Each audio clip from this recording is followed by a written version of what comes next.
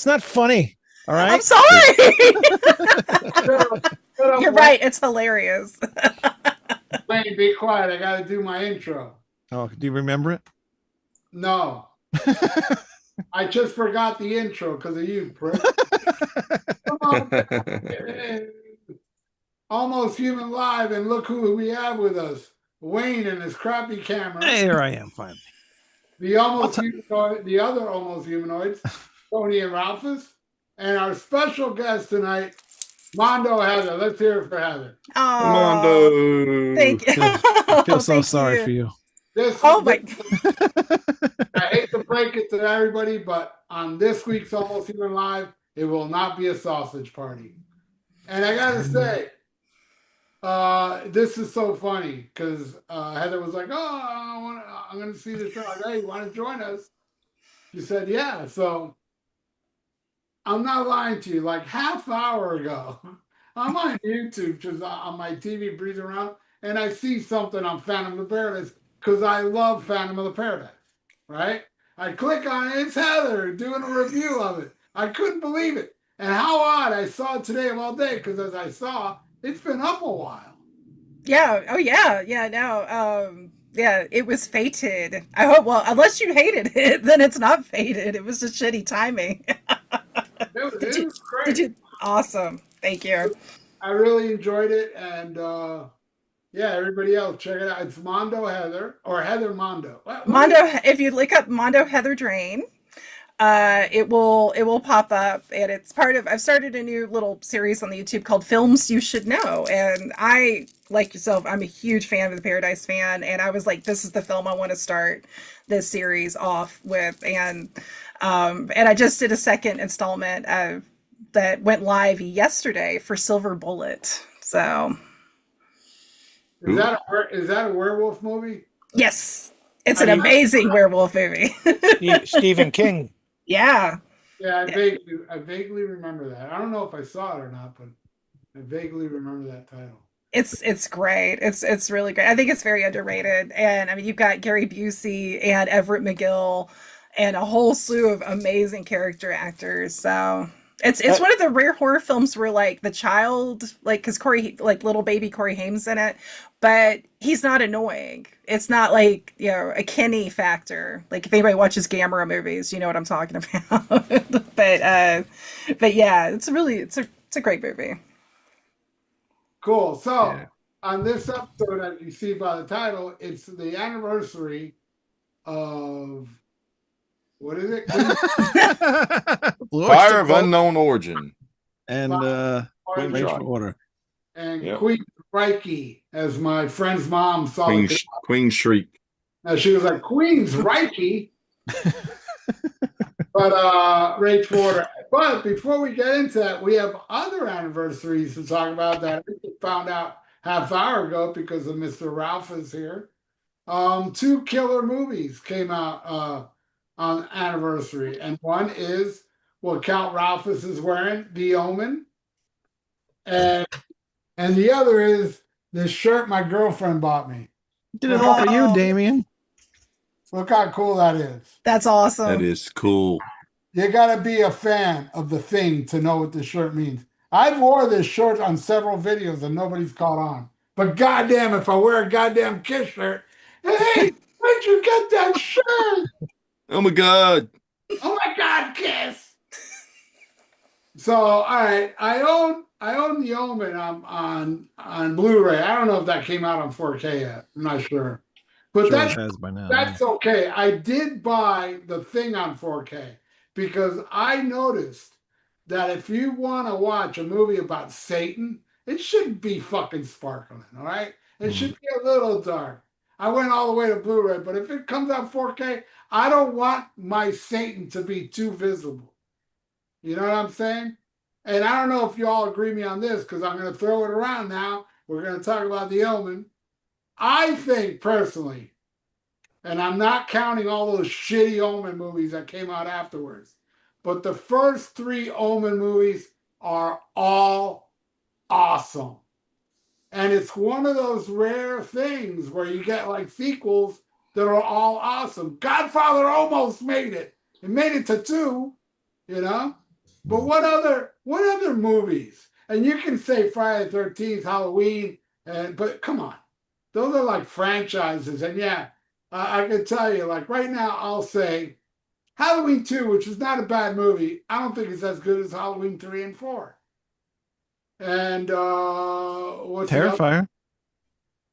Oh, Terrifier. Yeah, All three of those are really good. there you go. All Yeah. three Terrifiers are awesome.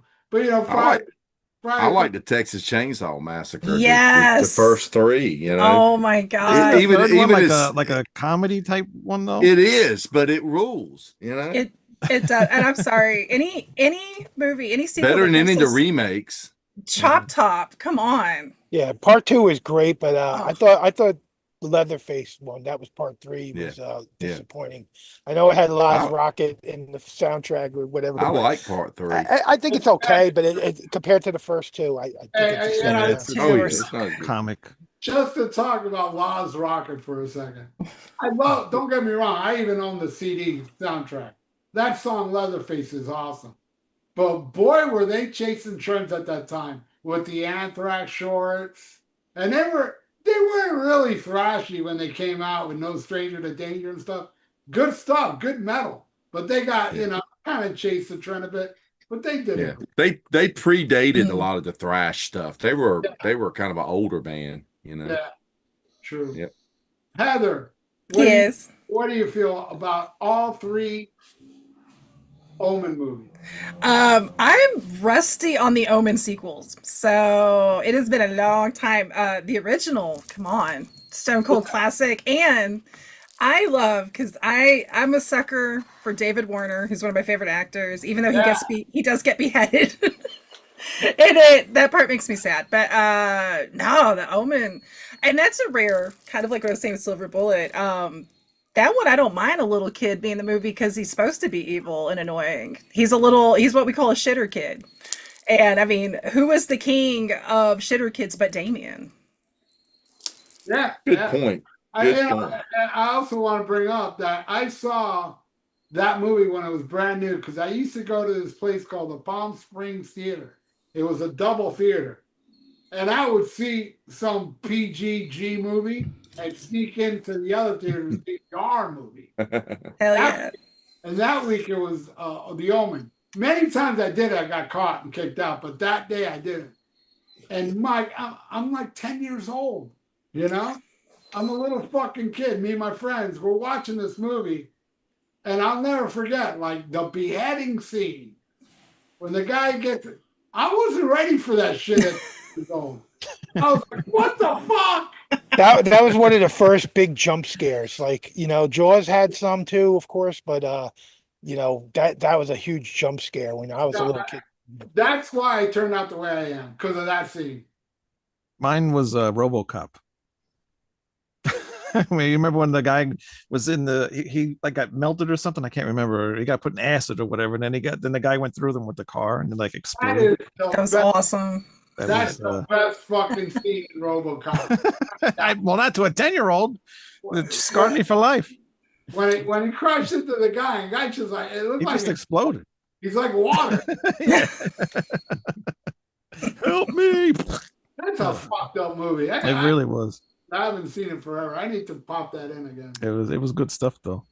But how about you, Wayne? What do you think of The Omen? I don't know if I ever saw all three of them, but I saw the first one. I like the first one a lot. I think it's a really good movie. I haven't watched it in years, so I really can't comment too much about it. But it is a good movie. I like it. I think the first one is the best one. Yeah, But I thought the other two were fucking awesome. I really need to Yeah. watch them more. Yeah, you got to watch all three to complete the story. You got to see how he grows up. Yeah, I know I saw the one of the more updated ones. Don't watch the one where the little girl is Damien. Yeah, Delia is her name in that one. Yeah, I got part 4 on DVD. Oh, yeah, I have it. I have a box set that brought it. That's how I saw it. It was made for TV movie, so there was like no like beheadings or nothing like that. But It was god awful. Man. Hey, no offense, Heather, but I don't think Chick plays Satan as good.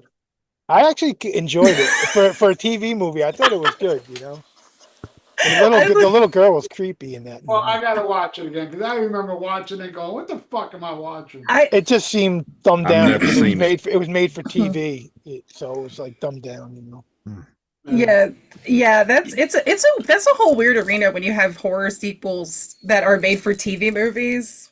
Like there's always a weird vibe, like the beat, like what was it, The Birds too? I think that was like on USA Network. Well, Even the Silver miniseries, Silver Bullet you were just talking about, wasn't that made for TV? No, that was Oh, was it? theatrical. Okay, I Yeah, thought it was one of these made for TV. but yeah, a lot of the ones like The Stand and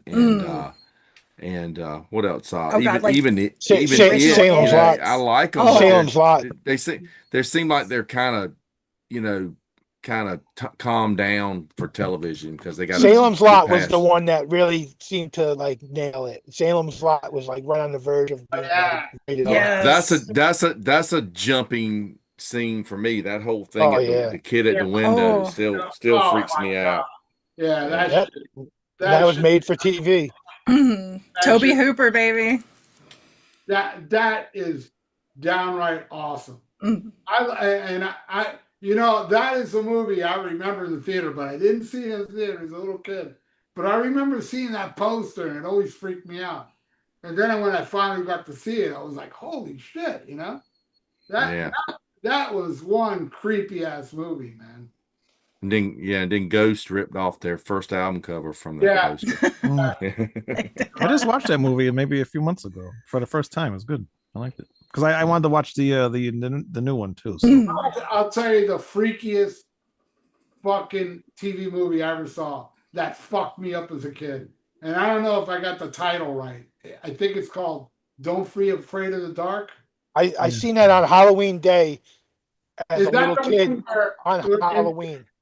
is that the one where the basement there's those little ghouls and shit? Yeah, it's like these little fucking things. You know what's crazy is I couldn't find it on VHS forever. And I used to like think it was one of the scariest movies. I forget what year it came out, but I was like 7 years old. 71. Oh well, I must have seen it years later then because I was only 1 year old in 71. But I remember seeing it on Halloween Day with a bunch of kids, and it was the scariest shit. And then like 15 years later, I finally found a bootleg copy of it, and I was like, it was so disappointing because I thought it was gonna be like watching The Exorcist again or something. Yeah. And it was cool. It was a cool movie for TV and stuff, but it just like it didn't have the impact as a little kid seeing it, you know? Yeah, no. It fucked me up. I saw it when I was 6 years old seeing that shit. Did you see the Del Toro remake of it? Del Toro made a remake of that movie. No, I never did.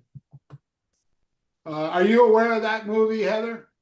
I am. I haven't seen it, but that's a whole arena I've really wanted to dive more into because the 70s seem to be like this golden era of made for TV horror because you have films like Crowhaven Farm, of course, like How about- Trilogy of Terror.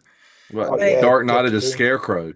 Oh my god, I fucking love that movie. That Yeah, movie you know, is that was one that so I good. remembered so much from as a child and hadn't seen it in years. And a friend got a bootleg copy off eBay like 20 years ago. And we watched it and I was like, yeah, it's cool, but it's not as freaky as it reminded me when I was a kid. I thought it was a lot scarier, you know, but You know what was an awesome TV movie too that turned into a TV show? The Night Stalker. Yes. Oh, Oh, my yeah.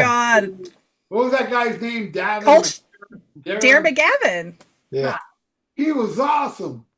That Yeah. was a cool show, man. Last summer on my outdoor screen, I watched the entire series. Like every night, I was Oh. watching like 3 episodes. I bought it. The Yeah. DVD is like $10. You get the whole series, but then you got to get the movies. You got to watch on. You can watch both movies on YouTube because there was 2 Night Stalker movies before the series started. How many seasons was that? There's only one, and the guys later on, years and years later, are responsible for the X-Files. Like they later on they create the X-Files and stuff, or one of them is part of creating the X-Files from Kolchak. That was kind of the original sort of idea. Yeah. Cool. God, Kolchak was so good. The It miniseries Mm. when I was I to be Oh, honest, yeah. I still haven't like really given like the new ones a chance, and Oh my God, the new ones are so good. are they? I new know one, that's what I've heard. I need to, but it's like I've had like because God, Tim Curry for me. in That's that movie, like when I was a little kid. Mhm. And I mean, I already loved Tim Curry because of Clue, and later on like Rocky Horror. So seeing this man who I had a weird like attraction to, like as this really fucking terrifying clown with yellow eyes. It's a, He it does such a great job oh, in the original. He's amazing, and I always loved the original It. But man, I went to the theater for both of the remakes, and I loved the last season the first season of It that they put up. Oh, it's unbelievable. I think the remake is one of the few that I actually think is better than a classic old one. And like I right. said, I love the original It, but I actually like the two new It's better. Mhm. The Every prequel's time good they too. show the clown, every time they show the clown, it's fucking nuts. It's always an incredible scene in the first movie, especially of the remakes. But yeah, the series I thought was one of the best series you can watch out there right now. There's only one season up there right now. It ended like a few months back, but I can't wait for the second season of that if they're Yeah. doing one. I don't know I why, but That was those really good. movies bore the shit out of me. Especially the original It. I couldn't even make it all the way through. And The I don't think I remake, saw. I I saw think the it's better remake. I than saw the Art the first Clown. one. I He's scarier than just Art the shut. Clown. No, just He's stop it. scarier than Art the Stop. Clown. Art the Stop. Clown's a slasher, fucking slasher. I know. I know. The Pennywise can Pennywise is turn into all these like scarier. He's a weird scarier creatures and all clown. that crap. He's the But scariest clown there is. I mean, Art's kind of charming. He's not. I don't think of it as scary. I just think of it as kind of Yeah, endearing. he's like a Freddy no, Krueger. He's Yeah, becoming like a Freddy oh, Krueger yeah. okay. sort Look of at that. character. Look at that little guy. How Look can he at be? it. How can he be mad at this See? guy? The hell's Exactly. that? I actually got to go to Halloween Horror Nights last year with my family, and I got to I danced with Art the Clown, and it was amazing. Oh, wow, that's cool. I met him right after the first movie came out. I got an 8x10 sign. I got a picture with him. That's It was like awesome. right after the first movie. He had no line for him at the convention I was at. Hey, Mhm. And I Ralphus, stop with the bullshit. You met Art the Clown. I met him. No, he wasn't in makeup, so I didn't meet him actually. I met the guy fucking, and Sure. it was so funny because he was so like non-scary as a person. Like he seemed like kind of, I don't want to say bad Because thing, but he was like you didn't meet the real Kind Art. of nerdy. Yeah. he was like you could have strangled him with like two fingers and shit. You know, I didn't. I wouldn't have been scared of him. Yeah, I think the people But that can play the best villains typically seem to be like you meet them in real life and they like just are like so gentle and so nice, and that's why I don't trust people that play heroes. I'm like those people are probably the real like buttholes Yeah. of the acting world. Yeah. What else? Yeah. Anything else? well, you got to keep it going around. Me and Tony didn't Oh, go that's right. yet Go on the ahead. question. Go ahead, Tony. Oh, me? Oh, Tony. The Omen. Yeah. The first one's Yeah. great. The second, third one were okay. That first one's just a classic. I mean, and someone, Anthony, in the comments says, "Damien, great Iced Earth song." Yeah. Yeah. Fuck, that's an epic. And you And want, Sabotage had a good song called Damien as well on Edge of if Thorns. you want to Yeah. see a killer video of Ice Dirt doing Damien, go to FaZe Linear on YouTube. I made a video, that long ass song of nothing but clips from the first Omen, and it came out fucking amazing because in the song it does that whole speech. Yeah. Damien's talking to Jesus, a statue. It matches perfectly with the song. That's an awesome video, but then again, all my videos are awesome. The band Morbid I've Saint has a the great old thrash band has a song called Damien that was really awesome on their first Spectrum of Death album. Really You cool want, song. you want to know something funny? I grew up with a Damien, and actually, he is the worst person I've ever known in my life. I'll tell you that. All right. Perfect name, huh? Did you check his neck? Perfect. Yeah, dude, I knew the guy before The Omen came out, right? I'm talking about grade schools, kindergarten. He used to, I mean, as a little kid, he would walk into school with stink bombs and just explode them and sit there while everybody's gagging. He's sitting there laughing. Like he would but I'll tell you the last story I heard about him. I wasn't there, but my friend told me they were all fucked up driving somewhere, and he passed out in the back. And when he woke up, he saw Damien in the road giving CPR to some guy he just hit with the car. That's my friend Damien. But all right. So anyway, Maybe they'll make a movie about him. yeah, yeah. They should. He's the real Antichrist. And you know what's funny? He found me on Facebook. He sent me a request, and it's still sitting there after like 3 years. It's still there. I'm like, I don't want to add him, but if I delete, okay, I'll fucking ask him. That guy just spooks me. But anyway, Camera Alpha's got to go. All right, so yeah, I didn't know we were going to talk about these movies. I sent a thing saying, "Hey, 50 years of The Omen today on this day," and then I noticed the thing was also anniversary. So I had just mentioned it in the comment in our chat group, but no one said, "Hey, yeah, we're going to talk about." I wore the shirt and stuff, and I do have a thing, cup that I was just grabbed, and I did grab one thing though. Is I grabbed this Omen model kit that I never put You together got yet. so But much it's weird shit, man. Jesus. You're the only one that has it.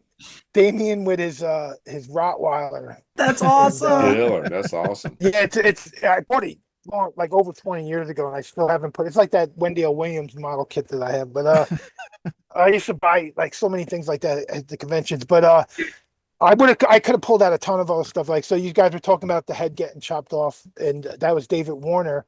I met him right before You he have died, his head. probably like a year. I met him for like a year before he died, but I didn't get an Omen autograph because like it was just like him as a person, and Right. I ended up getting oh fuck, the name is fucking skipping me now. The Little Midget Time Bandits. I ended up getting the 8x10 of that because he's like the overlord, Oh, fucking he's so good. like wizard. he, Yeah, it's fucking great. didn't he play Jack the Ripper in Time After Time? Yes, he did. Oh, he's got a huge list of things he did. Like, Mhm. but Time Bandits and The Omen were like two of my top ones. But yeah, he's got an amazing list of stuff. And I also met the mother of Damien in part two, who has a huge role because in the first one the father gets killed. So then in the second one, the mother is the one. Mhm. Who was the mother? Lee Remick, right? Yeah. Yeah, I got her autograph, and she's like an Oscar winner too. She won an Academy Award for something a long time ago. Mhm. But yeah, I could have pulled out a whole bunch of stuff. But the one thing I also pulled out was the Omen soundtrack, and I've said it anytime we talk about soundtracks, it is my all-time favorite soundtrack for any movie is The Omen, and it's so fucking evil and satanic for music that's not metal at all. You take a bunch of acid and fucking sit in the woods with a campfire and you blast this and no fucking bears will come around, nothing will come in there. This was fucking so incredible. I love the soundtrack. I never got sick of it. And like when they did the remake, I remember seeing it with my friends in the drive-in, and just the fact that they didn't reuse the music, they could have just pulled the music to make it kind of feel like the old movies. And they had a decent soundtrack because I rewatched it years later and I was like, the soundtrack's kind of cool because they were trying to be like creepy like that. But that Jerry Goldsmith fucking uh unbelievable, untouchable is my favorite soundtrack. But yeah, I love all three of them. You got to watch them. I can't watch one without putting on the other ones. I'm not going to just watch part three out of nowhere. It's always got to be in order for me. And I even watched. They have a new movie called The First Omen that came out recently. I got that on DVD, and I can't barely remember it. It's not nothing special. Those first three though, probably one of the three best three movies together. Like, I mean, Star Wars, the first three Star Wars and stuff. But it's in there. If we did like a top five list of You're three, right. And you know what's really be cool? What's really cool about the three Omen movies is that in part two, that looks like Damien a little more grown up. In part a three, little that bit. looks like Damien as an adult. I mean, Yeah, and there's facial features in all three actors that resemble each other. You can Good talk. casting. Yeah, you know what? For all these like, they're making series of all these movies and stuff. They're turning them into like full series. The Omen is perfect. I mean, you could make it like a mix of Rosemary Baby and The Omen or The Omen, and you have a series of this kid growing up. It could go on for fucking 30. It could be like The Simpsons, go on for 30 seasons, as the same actor is growing up. If you can get somebody committed to play Satan, the Antichrist for when he's like 2 years old to when he's like 50 or whatever. Oh, I just remember now a wacky ass interview with Dave Mustaine in the 80s. I shit you not, he actually said this. It was in a new, I don't know, maybe they lied in the print. I'm not sure, but I read in a magazine. Dave Mustaine said that Ronald Reagan was the Antichrist, and he goes, it's depicted in the movie The Omen. It shows him become president, and then he says his name is Ronald Wilson Reagan. All three names are 6 letters, and some house he lived in was 666 some shit. And he goes, "Mark my words, we're not going to live to see 1990. He's going to all." I totally remember that, but not connected with Dave Mustaine. Like I heard that, whatever Dave Mustaine heard, but I don't remember that being connected to Dave Mustaine saying that. But I remember that was like a thing, was like how he was the devil. Because Oh, I totally remember. It was like maybe around the So Far So Good era when he was all whacked out on heroin. Yeah. Yeah. All right, so I'll go into The Thing. I'll tell you right now, I didn't see The Thing in the theater. I could have, but I didn't. I wasn't interested, and it was a bomb. It didn't do well in the theater. When I saw it later, I was like, "Holy fuck!" That's one of the great, definitely hands down the best John Carpenter movie in my opinion. And I love movies that end not so happy. The way The Thing ends, it's an unknown. I mean, obviously, in my opinion, I think those two are going to die, but you don't know. It's just, and just the special effects of it may look a little primitive today, but dude, back when I saw it like on HBO in the 80s, that shit was fucking brutal. And I gotta give it up to, what's his name? Who's the star of the movie? Kurt Russell? Yeah, Kurt Russell. Kurt Russell is kind of underrated if you think of it, because he's made so many killer movies. He's like one of my favorite actors of all time. He's in my top 5 actors of all time. Big Trouble in Little China, Escape from New York. Escape from New York. Yeah, fucking great. Breakdown's an amazing movie. That one's underrated. I like him as Stuntman Mike. Oh yeah, Death Proof. Yeah, and Death Proof. Yeah, he's in all the new Godzilla series, the Monarch series. He's signed him and his son playing that, and it's cool because they do these flashbacks of him as a young man, and his son is playing him. And then it goes back to the future, and they go back and forth the whole series. His son looks like his expressions, and he looks a lot like him. Right on. Hey, so Heather, what do you think of The Thing? Oh my God, it's fucking amazing. Like it's hard for me to say what my number one favorite Carpenter film is, because that streak, to me, I'm hard pressed to think of a director that has had more of a just solid gold run than John Carpenter. Like from Halloween, Escape from New York, The Fog. Come on. Even Christine, which, that, even if somebody's not a fan of that movie, that soundtrack's legit. I like Christine. I do too. It seems to be kind of more of a dark horse, but I mean, They Live. Yeah, They Live, another great. They Live. I'll say something controversial about They Live.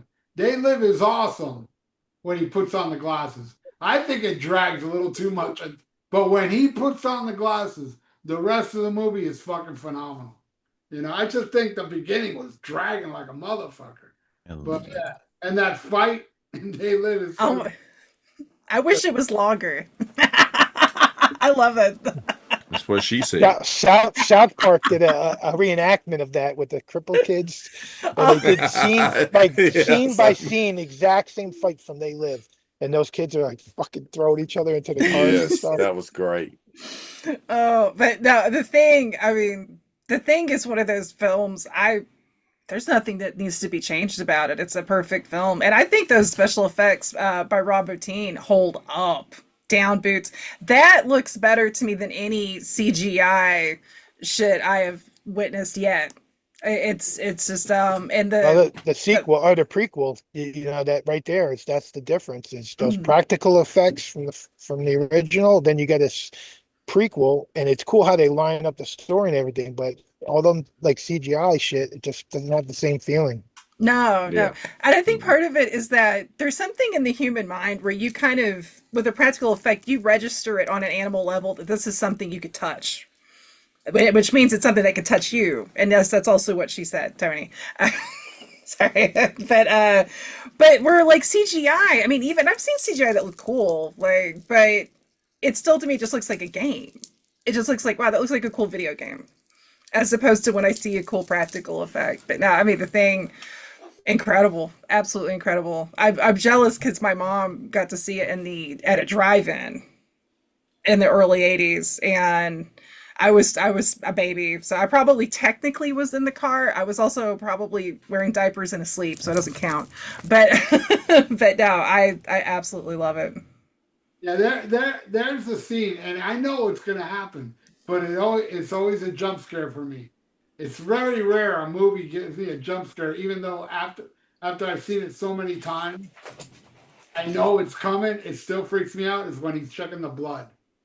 Mm. There's that I was thinking you're gonna say that, or the other one was when he's trying to do the thing on his chest, and the chest just opens up Oh as a yeah, big mouth, and like that.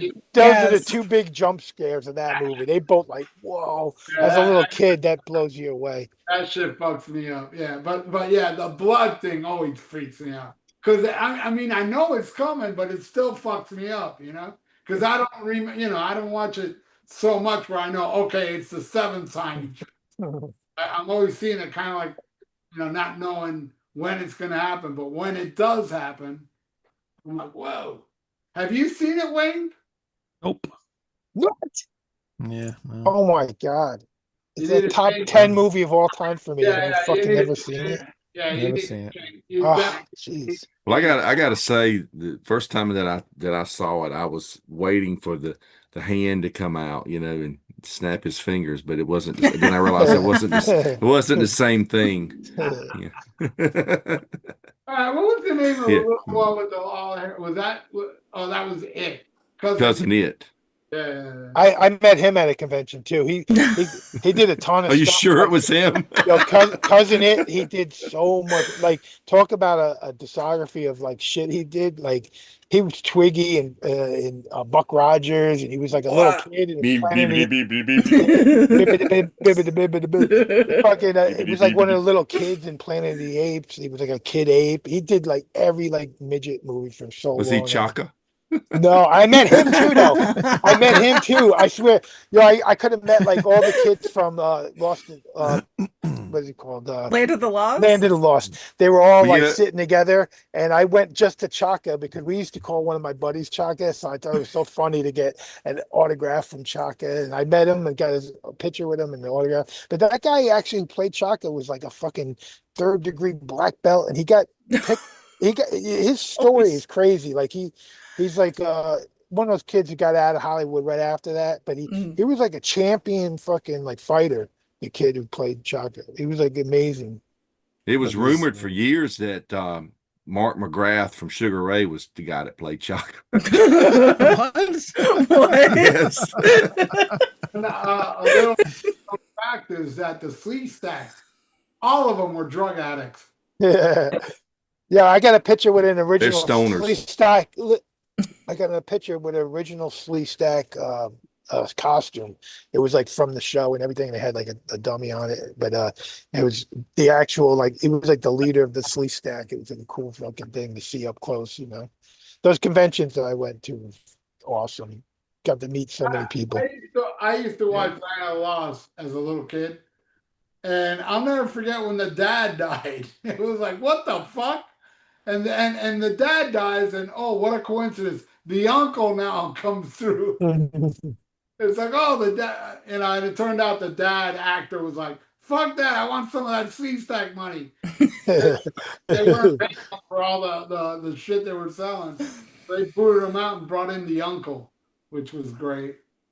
Yeah. I never watched it that far. I love that show. I did too. I loved it. Yeah. It was a Saturday morning kids show. Yeah. Yeah. And I They had would, dinosaurs. I love dinosaurs, so yeah, I I was would there. watch it. I would watch it religiously. It was And What's I your love favorite claymation. dinosaur, Count? I just want to say I love claymation, and like how they were saying how like there's something there in the practical effects of the thing. Like to me, it's even that way with like the clay or the stop motion stuff, like the Ray Harryhausen stuff is what some of my all-time favorite stuff. I love those movies.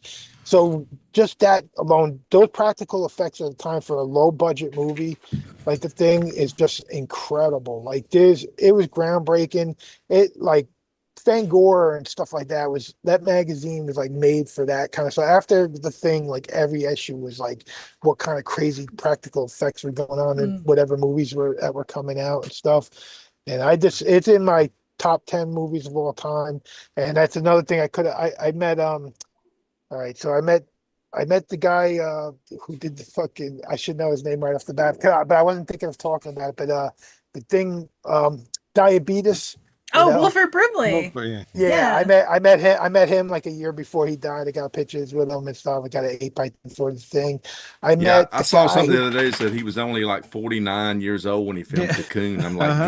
God knows, man. Oh yeah. And Archie Bunker was 48 in the Yeah. first All in the Family. And Sanford, Crazy. Fred Sanford was like 50 or 52 or something like that. It's Yeah. like But yeah, so I met him, and I remember in All in the Family bringing that up. It was this kid. He was like kind of like retarded, sort of, or he's a little slow to the house for Edith, and like there's a whole episode about him on All in the Family. But he's one of the cast members of the thing, and the black guy. Not the main guy who living at the end, the other one that was in the movie. I was going to meet him at a convention. He was there. I seen his table, but I was online to meet somebody else. And by the time I got done meeting them, he was packing up and leaving. Like it was like 2 hours after the convention. It was like on a Sunday. It's a 3-day convention. So that would happen a lot where he just left. They were just leaving at like, it's the end of the weekend for them. They want to go. And I was going to meet him. And another one was a kid, the guy from the Warriors. He's in the movie The Warriors, and he's the one who's like his head is like his head opens up. He's the one whose blood is wrong, is bad. You know, when they're testing the blood, he was one. So like I could have met him at a convention, and he's been at a bunch of them, but I didn't meet him. But I got this other fucking really awesome thing. This is a thing book that came out, and it's just like all these artists that reimagine different things for the movie. Like I gotta find a couple of cool ones, but it's just it's an incredible huge book, and it's like all movie posters of Ooh. I gotta it's Various it's, posters through the yeah, through but the it's like world. it's all different styles and stuff. It's like they found like all these YouTube artists that were posting thing artwork, so they just like compiled it all somehow, and it's just incredible. If you're a fan of this movie, this book is just unbelievable. It's such beautiful artwork in it, and yeah, it's in my top 10 movies of all time. The practical effects still hold up today, and it's what really makes it special. It was one of the last real great fucking special effects movies like that. And A gory special. and it was released before 1984, because after 1984, everything went to shit. All right, hey, we got to get into this because people tune in because of the title of the video. But I'm sure people dig the thing. I'm sure they just enjoyed what we just talked about. In case any of you didn't enjoy it, a big fuck you, because you should. Right? I think those movies are awesome. But let's start with this right here. How many years is this one? What are we starting with? Not that one. 40, 50. 45. It's 50. 45. I thought it was 50. It's 50. Yes, No, it's 1976, 80. right? No. No, 81. Oh, that's right. Duh. I'm thinking the fucking movie. Oh, Yeah, no. I saw this tour, Oh, and At the Oh, wow. the Hollywood Sports Auditorium, right? the Hollywood Sportatorium. It was Boys the Cult, Foghat, and Whitford St. Holmes. And that's the one I sent you the video of, right? And they filmed it for MTV. I remember seeing it back in the day. I never saw it since. And before YouTube got a hold of it, Tony Dio told me he had it on DVD. And I was like, oh my God, bro. So Tony Dio sent me the full show plus the full Foghat show.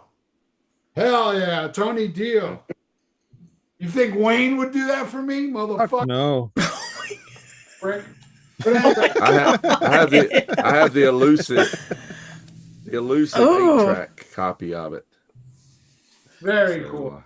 great That's album. nice. Great. 8-track. It's probably my Oh, yeah. favorite B.O.C. All record. the songs in order on the 8-track.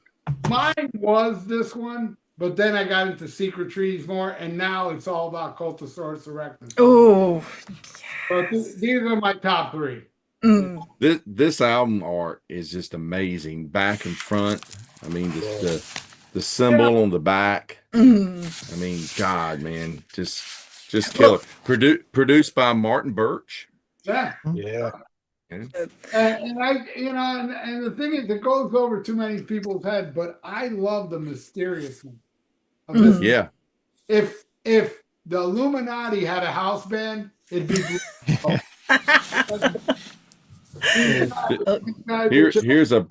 That's a promo single Oh. for Burning for You with Joan Crawford. It's got Soul Survivor and Veteran of the Psychic Wars, and this is Burning for You 12-inch from Europe. Oh, Nice. It's got and it's got Doctor Music and Flaming Telepaths recorded live on the B side Oh, for that. oh Um, God, Flaming Telepaths alone. That's my favorite song from Secret Treaties. Oh, it just I was just talking earlier with my husband about like the biggest for me like B.O.C. songs because I'm like Veteran of the Psychic Wars, Astronomy, like ETI, and then he's like, "What about Flaming Telepaths?" And I'm like, "Fuck yes! Oh my God, yes!" No, that artwork, I had to make a note about it because I love that artwork. It is just it perfectly encapsulates everything about this band, and it was done by a guy named Greg Owen Scott, who also did the illustrations for the cover for Revolution by Night and Workshop of the Telescopes. But this guy worked for like Rolling Stone, which we'll forgive him for that. It's a paycheck. So, he got paid. That's good. He was an art director for a while for the New York Times. wow. And something that's cool, I didn't realize for years, that back illustration, that construct right there is I'm trying to remember the name of it, but it's basically equivalent. This is a real thing in history of in like medieval times. They had what they would call a primitive. They didn't call it a computer back then. They didn't have that language, but it's like a compass slash like it could tell like okay the wind is going to come in this direction, and this is like they used it to predict all these different things. It was kind of like a mystical object of history. So of course it's on a Blue Oyster Cult album. So You look at the symbols and stuff that's on the people's heads, and you notice they're holding a blue oyster. You know what? Dude's holding a it's a literal cult. I have never noticed that. I've never noticed Very that. pathetic, dude. I've never. Yeah, I just didn't know it was an oyster. I thought it was like I didn't know what it was. Like I thought it was kind of the most Like mysterious a little thing on like the a cover. tissue or something. I didn't know if it was like Tissue. opening. I didn't know if it was like opening up another like a portal because his thumb is like sticking into it, so Right. sort of. And so it looks like it's like opening up something, or I didn't know what that was. I didn't know it was an oyster. Well, something too cool about this. The next album, Revolution by Night, has a video song called "Take Me Away." Yes. One of the coolest videos ever. There's this creepy guy flying an airplane. He has that drawing on his head. Mm. Same drawing. So there's a connection there, and that's about UFOs and shit. Yeah. The logo is cool too because it's like the first time I think you see like a B.O.C. Like Yeah. it's like I got it and on the a shirt logos are like always that. changing. Yeah, that's a great shirt too. And There's they were they were commissioned to write some songs for the animated film Heavy Metal, and they did. And there's the song Heavy Metal Black and Silver, which is on this album.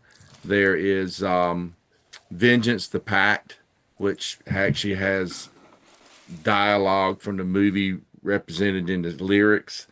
Um, but they picked they ended up picking Veteran of the Psychic Wars, the producers did, which has nothing to do with the movie. Mhm. Such an Yeah. epic song though, but it has, like I said, it has nothing to do with the movie. So they didn't use the tracks that they wrote for the movie. And the big hit from this was Burning for You. Mhm. And that song, Buck Dharma wrote that, and he got a solo record deal with Portrait he did a solo album called Flat Out the year before this came out. And he wanted that to be the single, and that's how he got the deal for the solo album. And the manager, Sandy Pearlman, convinced him to save it for the next B.O.C. record, because B.O.C. was about to get dropped because they hadn't had a hit record. The two records previous had not even gone gold. So after they had gold and platinum with a few albums, so he saved it and put it on this album. And yeah, this album became a hit, and that was the hit single, and it went gold. No matter how many times I hear that song, I love it. I never get sick of it. Never get sick of it. I never get sick of that song, and I hear it a lot. Mhm. I just think it's a fucking awesome song. And MTV played the fuck out of it. So Yeah, they did. That video was a they didn't lot. have many videos back then, so they would show that and Joan Crawford, the video for Joan Crawford, over and over again. That is a strange video. It's a strange Yeah. song to start with. Mhm. You know, the whole premise of the song, about the people chained to the axles of Big Mac trucks and all that stuff, it's just crazy lyrics. And that video where the pretty girl turns around and she smiles and there's all blood in her mouth. That shit's wicked, man. Oh, God, no, the lyrics in that song, like you're talking about that. There's a line about like their eyes have changed the color to frozen meat, and it's about Yeah. the schoolgirls, and it's like what is going on in this universe? Yeah. Like it's so like this whole album, when you listen to it front to back, has this fascinating vibe to it. It's almost like it's almost like if Lovecraft did a rock album or something. There's a lot of like cosmic horror kind of going on throughout a lot of these songs. Awesome. And they were really bringing in an 80s sound with a lot of synthesizer in it. I mean, the first song, Fire of Unknown Origins, the riff is basically done on synthesizers. But I love it. It's still heavy. It's still got a heaviness about it. Soul Survivor was another really cool song. Curse with Second Sight. And I loved After Dark. I always loved that song, man. It's just that's got a creepy keyboard in it, The intro's awesome, man. After Dark is my second favorite. My favorite is the last song, man. Don't Turn Your Back. Don't Turn Your Back. That song, I just fucking love it so much. Some of the boys that call it, the way they end albums is amazing. That last song on Cultosaurus is one of my favorite. What is it? Unknown Tongue. Yes. Oh my God. What a song. And this reminds me of Unknown Tongue. It's got that same vibe that, oh my God, it's so good. And it's so original. Boys Who Call, I'm telling you, they are extremely underrated. And I have this theory, me and Ian share the same theory. I think what happened with Boys Who Call is that their biggest hit was Don't Fear the Reaper. And if you buy that album's really out there. That I don't think anybody that would like Don't Fear the Reaper can get into the rest of that album. I think that's what hurt them, because they're just so out there. It's hard for the average listener to digest. You got to be like hardcore like us to get the weirdness and the little fucking mystery in all their songs, man.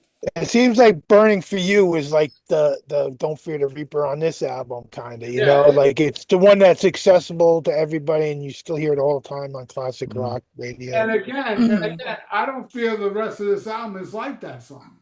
No, And not at No, all. it's totally different. Every song is kind of different, you know. yeah, That's what's Yeah. it's They got had a it's got hit like with a perfect flow. It's got yeah, a they had perfect a hit flow. with Martin that. Yeah. Birch like pulled it all together, and it Mhm. flows perfectly. But Yeah. it's every song is kind of different, you know. They're Yeah. such a weird band.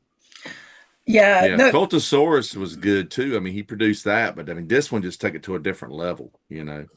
God, Cultosaurus. Oh my God, those are both just like all killer, no filler yeah. works. But the thing about this album, especially like if you, because like I've gone like I went on a really deep dive and just was looking at all the lyrics and everything for all of these songs. And even Burning for You has a weird sort of like fatalism about it. Like that's the thing. That thing I love about B.O.C. is even if you're not paying attention, you're like, oh man, it's a great rock song. And then you'll hear something, you'll hear a turn of phrase, and you're like, wait, what did you say?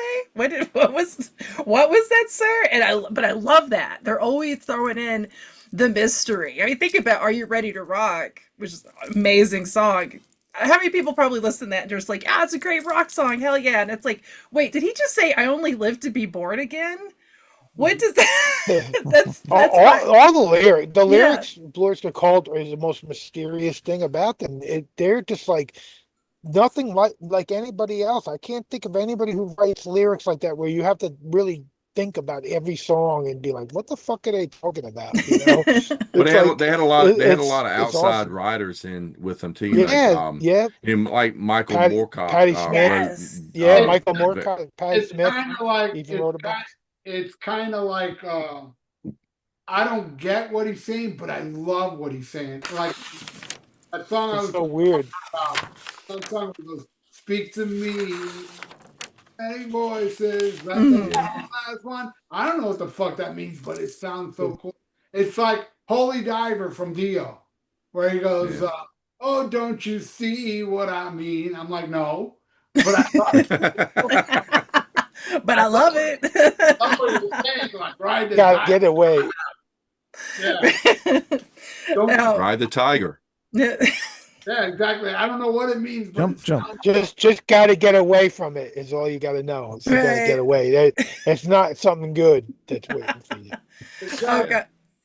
Well, and that's what brought to the, like, and I apologize if I interrupted Ralph. Like I No, just this band, yeah. Like the thing I think sometimes like the best kind of like horror works in it from a place of mystery, where sometimes the big bad has happened. You don't know how it's happened. You don't know the origin story. You just know it's there and it's Uh, looming. I mean, That's Michael Myers right there. John yeah, Carpenter's Michael Myers.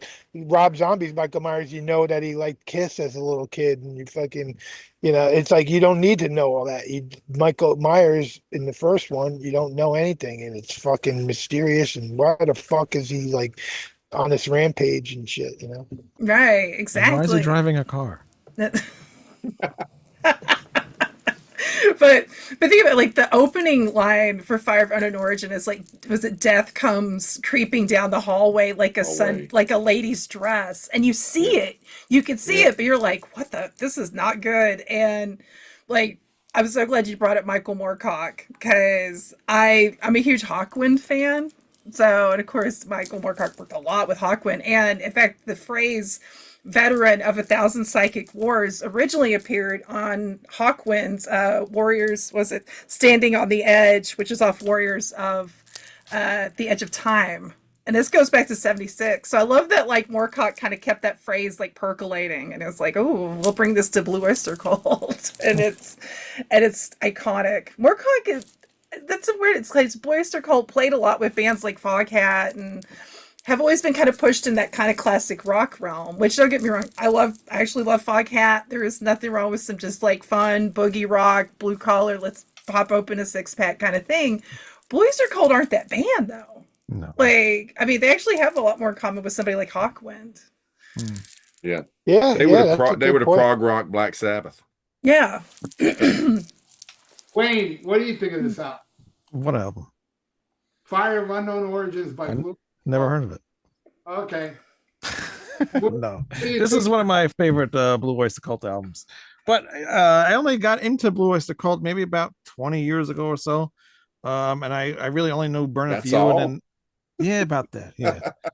Um, But it took me a long time to like really start really to getting into their discography though, because they got so many albums, you know. But I knew always knew Burn a Few because it was always on the radio. But a friend of mine, I used to work with him, and one day we were heading back home because he used to drive me around because I used to help him on his jobs or whatever. And he goes, "Oh, did you ever hear this Blue Oyster Cult song, Joan Crawford?" And I was like, "No." So he put it on, and I'm like, "Holy shit, this song is like really good. It's creepy. It's like it's just weird. It's a weird song. It's really good." And that really like pushed me to want to listen more to Blue Oyster Cult. And then finally, you know, listening to this whole entire album. There's only one song I don't like. I don't like the heavy metal song, but everything else, I think this song to me, it's almost a 10. It's like a 9.5. It's that Hey, good. It's no, just I don't mind the heavy metal song, but it would be my least favorite on the album. yeah, it's a little out of place. And I'm not too crazy about the last song either, but it's okay. It's better than Oh, the I heavy metal love that. song. That's my favorite. I'm surprised you like that song. My favorite one out of them. It's so creepy. It has Yeah, such a it's just creep creepiness. factor. I love it. It's got that. It's kind of like a heavier I Am the Night. I Love the Night. You know? Oh, yes. That melancholy, creepy feel to it, you know? Yeah, but there's so many good songs on here, and the album cover, like we mentioned, it's just awesome. Great artwork. Soulful Survivors, probably another one of my favorites. And After Dark, like we mentioned with that intro with the keyboard and stuff, I really like the sound of that. Mhm. And Oh, well, and After Dark's another one where it's like, is this song, is it about vampires? There's a line about hiding from the sun, and Yeah. but then it also could be about like drug addiction, or I found like I think it might have been a Christian Reddit. I stumbled upon it accidentally. They're like, demons. This song's about demons, and I'm like, of course it is. That's why we love Blue Oyster Cult, because they are one with the Satan. But yeah, that's again, it just gives you so much. Also, I think Vengeance is maybe the best deep cut. This Vengeance is a song it's kind of easy to sleep on initially, but then if you really listen to it, it's like there's like two songs in one song, and it's got like this ramping up to it. It's such a cool That song. that one was based on the heavy metal, saga, because the whole point, remember where they've got Tarja captured, and they've got the bird captured, and the guy says, "Hey, I'll put an arrow through his head," and that's part of the lyrics, in Yes. the and of course the pact. They kept talking about the pact and all that in the movie and stuff. So yeah, it's a shame they didn't use. Someone made a music video for that. Was it you, Ralph? There's a music video for that they used footage from the animated movie well, you didn't make it. synced up to the Wow. song. I made a killer video for Black Blade. Okay, Ooh. but this is for the Vengeance to Pact. I didn't know if you. I remember seeing it years ago, but I wasn't sure maybe if you made it. Yeah. Y'all should check out Black. That is a wild video I did for The Black. Black Blade. It has a lot of imagery of Blue Skull, which Oh. when I was a kid, I was addicted to Bible thumping shows that were against rock music. I thought they were the greatest shit ever because I would discover bands from them. Boy, they had a field day with the cult because of this. Mhm. Oh yeah. It's like, oh, what is this? They're questioning Christ. Mm. My one big gripe about Yeah. Blue Oyster Cult is they don't have enough merchandise. They have no T-shirts. They have nothing. Even when you go see them at a show, they have nothing. Well, You Yeah, can't they do. buy Every anything. time I've They been to only see had them, I one they saw had them, they had shirt. nothing. They usually have at Both least shows one I've shirt. seen them, they only had one shirt. Yeah, they had one shirt. But all Yeah, you Yeah, they have no all- all variety. you They need need variety. is that symbol on a shirt. That's all you need. It's No, because I like the shirt you got on. There's so many. They have like a lot of really great album I covers, got like the black hat. and white You album. can find the hat on Ooh. Amazon's got the hat. I was gonna wear this hat, but then we talked about the The thing. last time I saw them, they had the first album cover. Done on a shirt. Oh, in a yeah. circle, because Yeah, because it was like it was the anniversary yeah, of it at that time. I got that shirt. That's I the got one that I same got. shirt. The one I got is that, and it says on tour forever. Yeah, on the back. I got that same shirt, and I got this Will Remain shirt from when they did it like the year before. I bought online a Cultosaurus shirt. My girlfriend got me just a symbol one. And I have a few other Boys to Call shirts. Yeah, I've got the one with the magician and all on the front Oh. with the devil head. The one, it was one of the King Fowley I gotta shirts. get the This is one the you King got, Fowley the shirt. King Fowley shirt. That's the one I need right there. It's the one you got on. Yeah. That's fucking great. But they're coming back here November. Oh, Black Friday. Actually, somebody in the chat, Royal Orphan, he asked me if I was gonna go, so I Coming might Well, go. back from maybe here, maybe coming back maybe here. Eric will. They're from Long Island, Yeah, I so know. that's where they. Well, some They're of them, from and there. actually, Buck Dahmer does not live here. I know Maybe Eric Eric will Bloom be does. back by the time you see him, Wayne, because Eric's took a break from the band. Oh Yeah, yeah, yeah, I yeah, I heard. heard that. Yeah. Had some health issues, but he's like Mhm. 80 some years old, so he's still out doing it, You you know. say, You know, Yeah. Yeah, Richie's keeping that band alive because I don't. Oh, If, have oh you guys yeah, seen him? Have you seen a show with Richie? he's He's like yeah. he magic. goes from one instrument to the other, then he's singing, then he's doing Yeah, this, and just might just Guys, be the whole entire really, band. yeah, yep. yeah. the guy It gave new life to them for sure. He's awesome. Yeah. he subscribed to my channel because I did a whole episode on him. That's It'd awesome. be good to Yeah. get him as an interview. We got to get him on for an interview. Yeah, Uh, man. I don't know how to message people on YouTube. Is there a way? I guess I'll just leave him a comment. Look There him is, up on actually. he's got a I'm sure he's got a Facebook page. Yeah, he's got a whole Invite him right website. now. Yeah, website. He's Yeah, probably got and he's on email address. Instagram too. Is, So is YouTube, Actually, my Lou, my guitar player, his wife went to school with him. oh I man, think. Yeah. Cool. yeah, on his YouTube channel, he does Bohemian Rhapsody. It's Yeah. amazing. Yeah. The whole That- That's thing, amazing. even that the dude is Yeah, a he breathed new life into that band because December Remains is such a good comeback album for them, Mm. you know, after so many years. amazing. great. Now, I didn't like what they Yeah. released after that. Ghost Stories. Nah, But Yeah, that I was never got. I never even leftovers. got That that. was just leftovers. I've It heard was, so much bad shit about it. I never ended it up getting that. it was I bad. was you know, this album has never been when they did all the Blue Oyster Cult remasters, they only did like the first I think well, it's three in or the box four. set remastered though. Yeah, but you know, Yeah. the original remasters had bonus tracks, Mhm. Right. demos and stuff. This would have been cool to hear the demos, but I have these Buck Dharma work tapes that he put out through his website. He did 3 discs, and it has some of the demos. It has the Burning for You demo on that, which sounds Cool. pretty much like the same song, a little different, you know. Hmm. very. Oh, I was just sorry.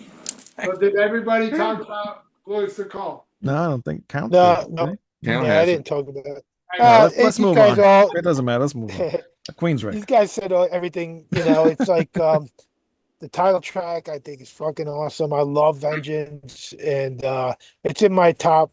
It's I never did a ranking of these albums, but I love the Symbol Remains. I love, like Ralph said, Cultosaurus, Secret Treaties.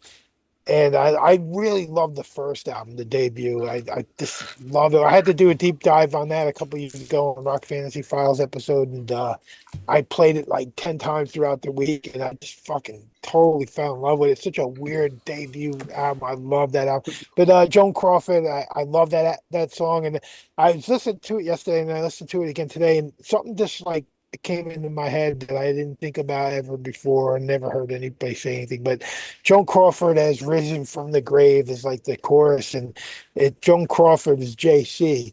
So I was wondering if it's like Jesus Christ is risen from the grave. It's like I just never heard anybody mention that. It's probably been mentioned before. I don't know, but it's one of those weird things that came to my head, and I was like, you know, Jesus came risen from the grave. And I don't think Joan Crawford ever did yet, but Yeah, I don't know. you make a good point there. That's true. Never thought. Yeah, that's weird. But she was yeah, it's such going, a- Christina, you know, she's shouting, chanting, Christina. Christina, yeah. Christina. Yeah. Oh, there you go. I think there's a connection, but Mommy such a Dearest. unique original band and album. The little dark, little mysterious, always weird as fuck with the lyrics, and I just love them. They're just such a weird band that I probably shouldn't like because they're not like super heavy or not like that, you know. But I just love Blue Oyster Cult, and it's definitely one of my top albums by them. That's it. Yeah, they're just like one of those bands. Like when I started getting into music, I was more into like the heavier stuff. And then when I hear Blue Oyster Cult, it was like, that's too like old school classic rock sounding to me. But then as I got older and I started wanting listening to these older bands, I realized they're really not that kind of like classic rock sound. And I got the heavy borderline metal heavy metal. soundtrack. Heavy metal soundtrack is what I got into them, and then I got Some Enchanted Evening. So it's like a kind of a best of. You know, that was like a best of to get. And then I just like would find them used. I got the original vinyl up there, and I would find them used like really cheap throughout the years. And I love the live albums. They're one of those bands like where the live albums they do sound heavy, like Mm. they get Hmm. more like rocking. I think I love all the live albums, but yeah, just a band that I only seen them a couple times, and I should have seen them like a million times. Being a New Yorker, they just always were playing, but in my head, for some reason, I thought like the original guys weren't there, and I didn't think they were putting out anything that was like anybody cared about. And they used to just play right in my area like all the time.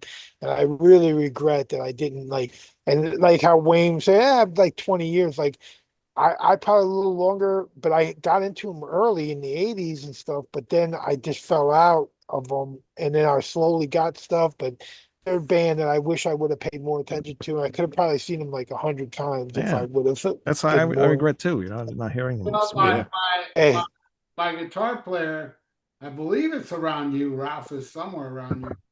My guitar player took pictures in front of the church of on your feet and on your knees. It's still there. Yeah, I see That a lot of Yeah. people no, going around with that's not by me. My friends have taken pictures of that church too, and Yeah. it's close.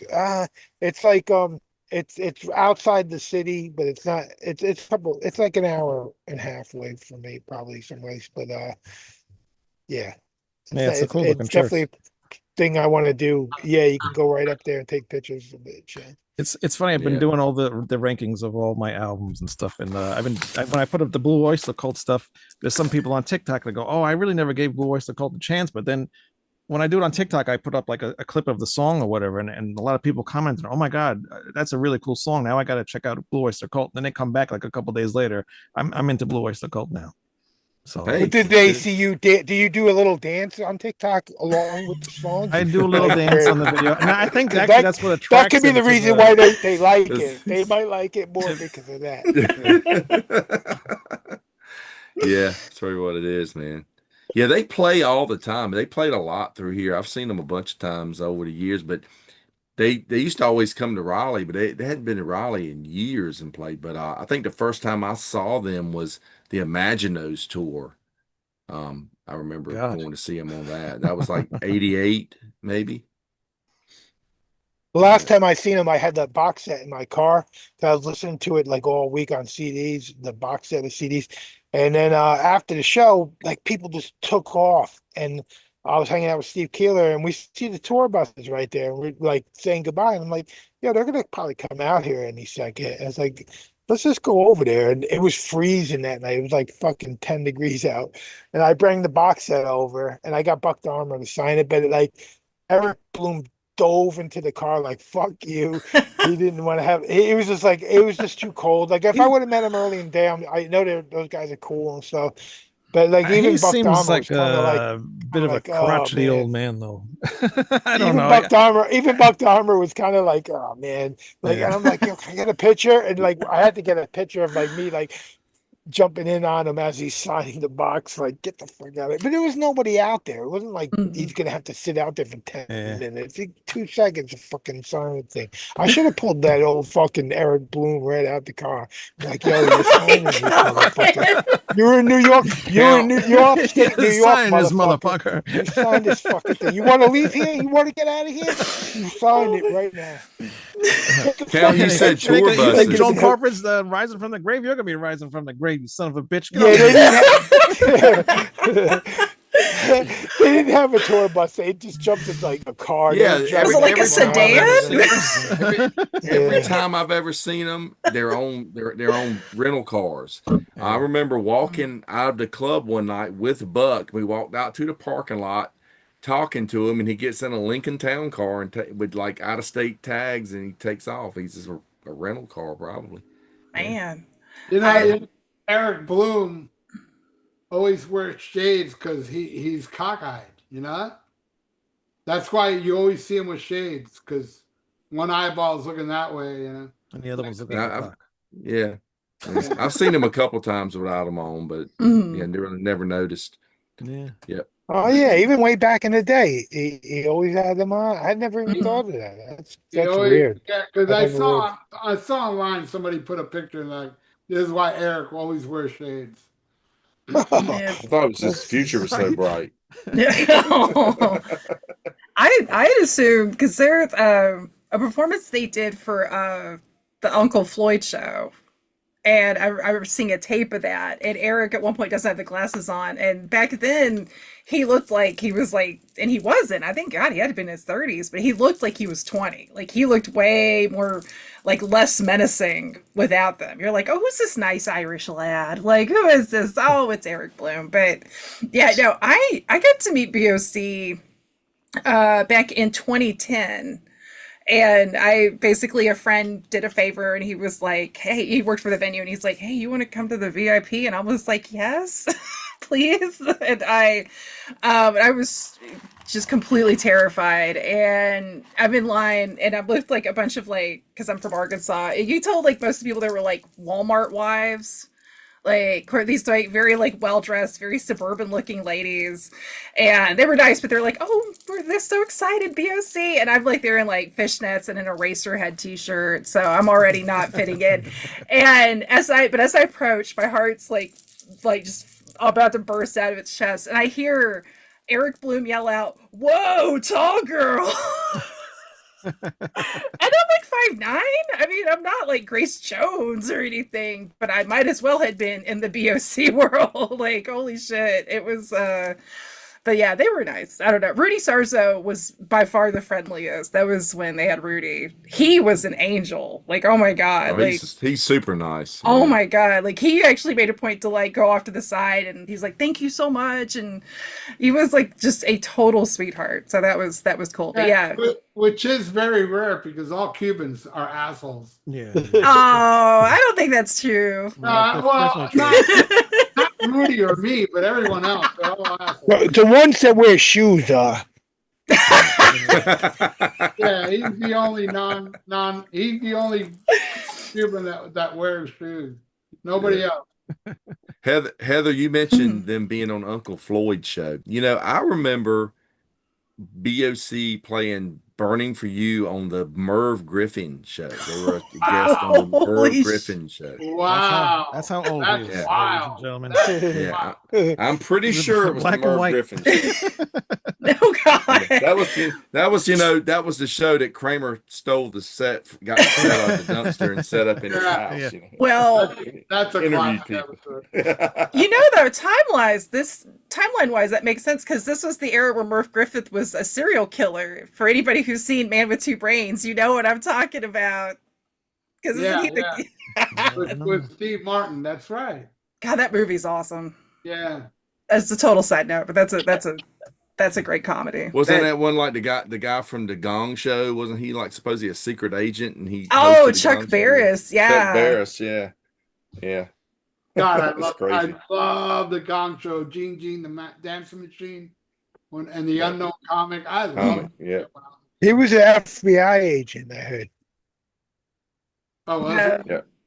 Man. Yeah. All right. Well, anyway, enough of Boys to Cult. Let's get into this one right here. Is Queensryche. You've got the version I want. I want the one with the great. That's hard to get, dude.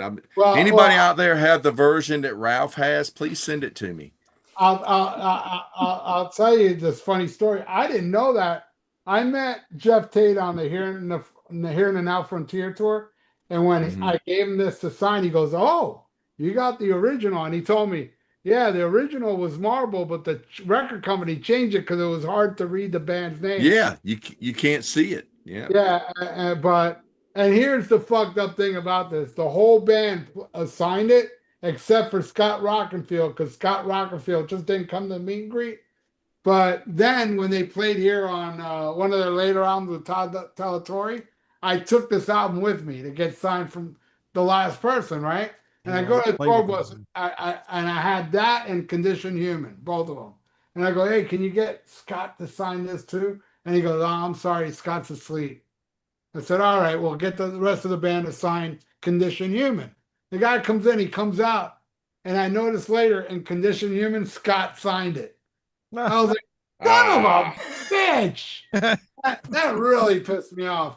But I saw this tour, Unfortunately, I never saw Metallica with Cliff Burton, and that was my only chance. But they already left the Aussie tour.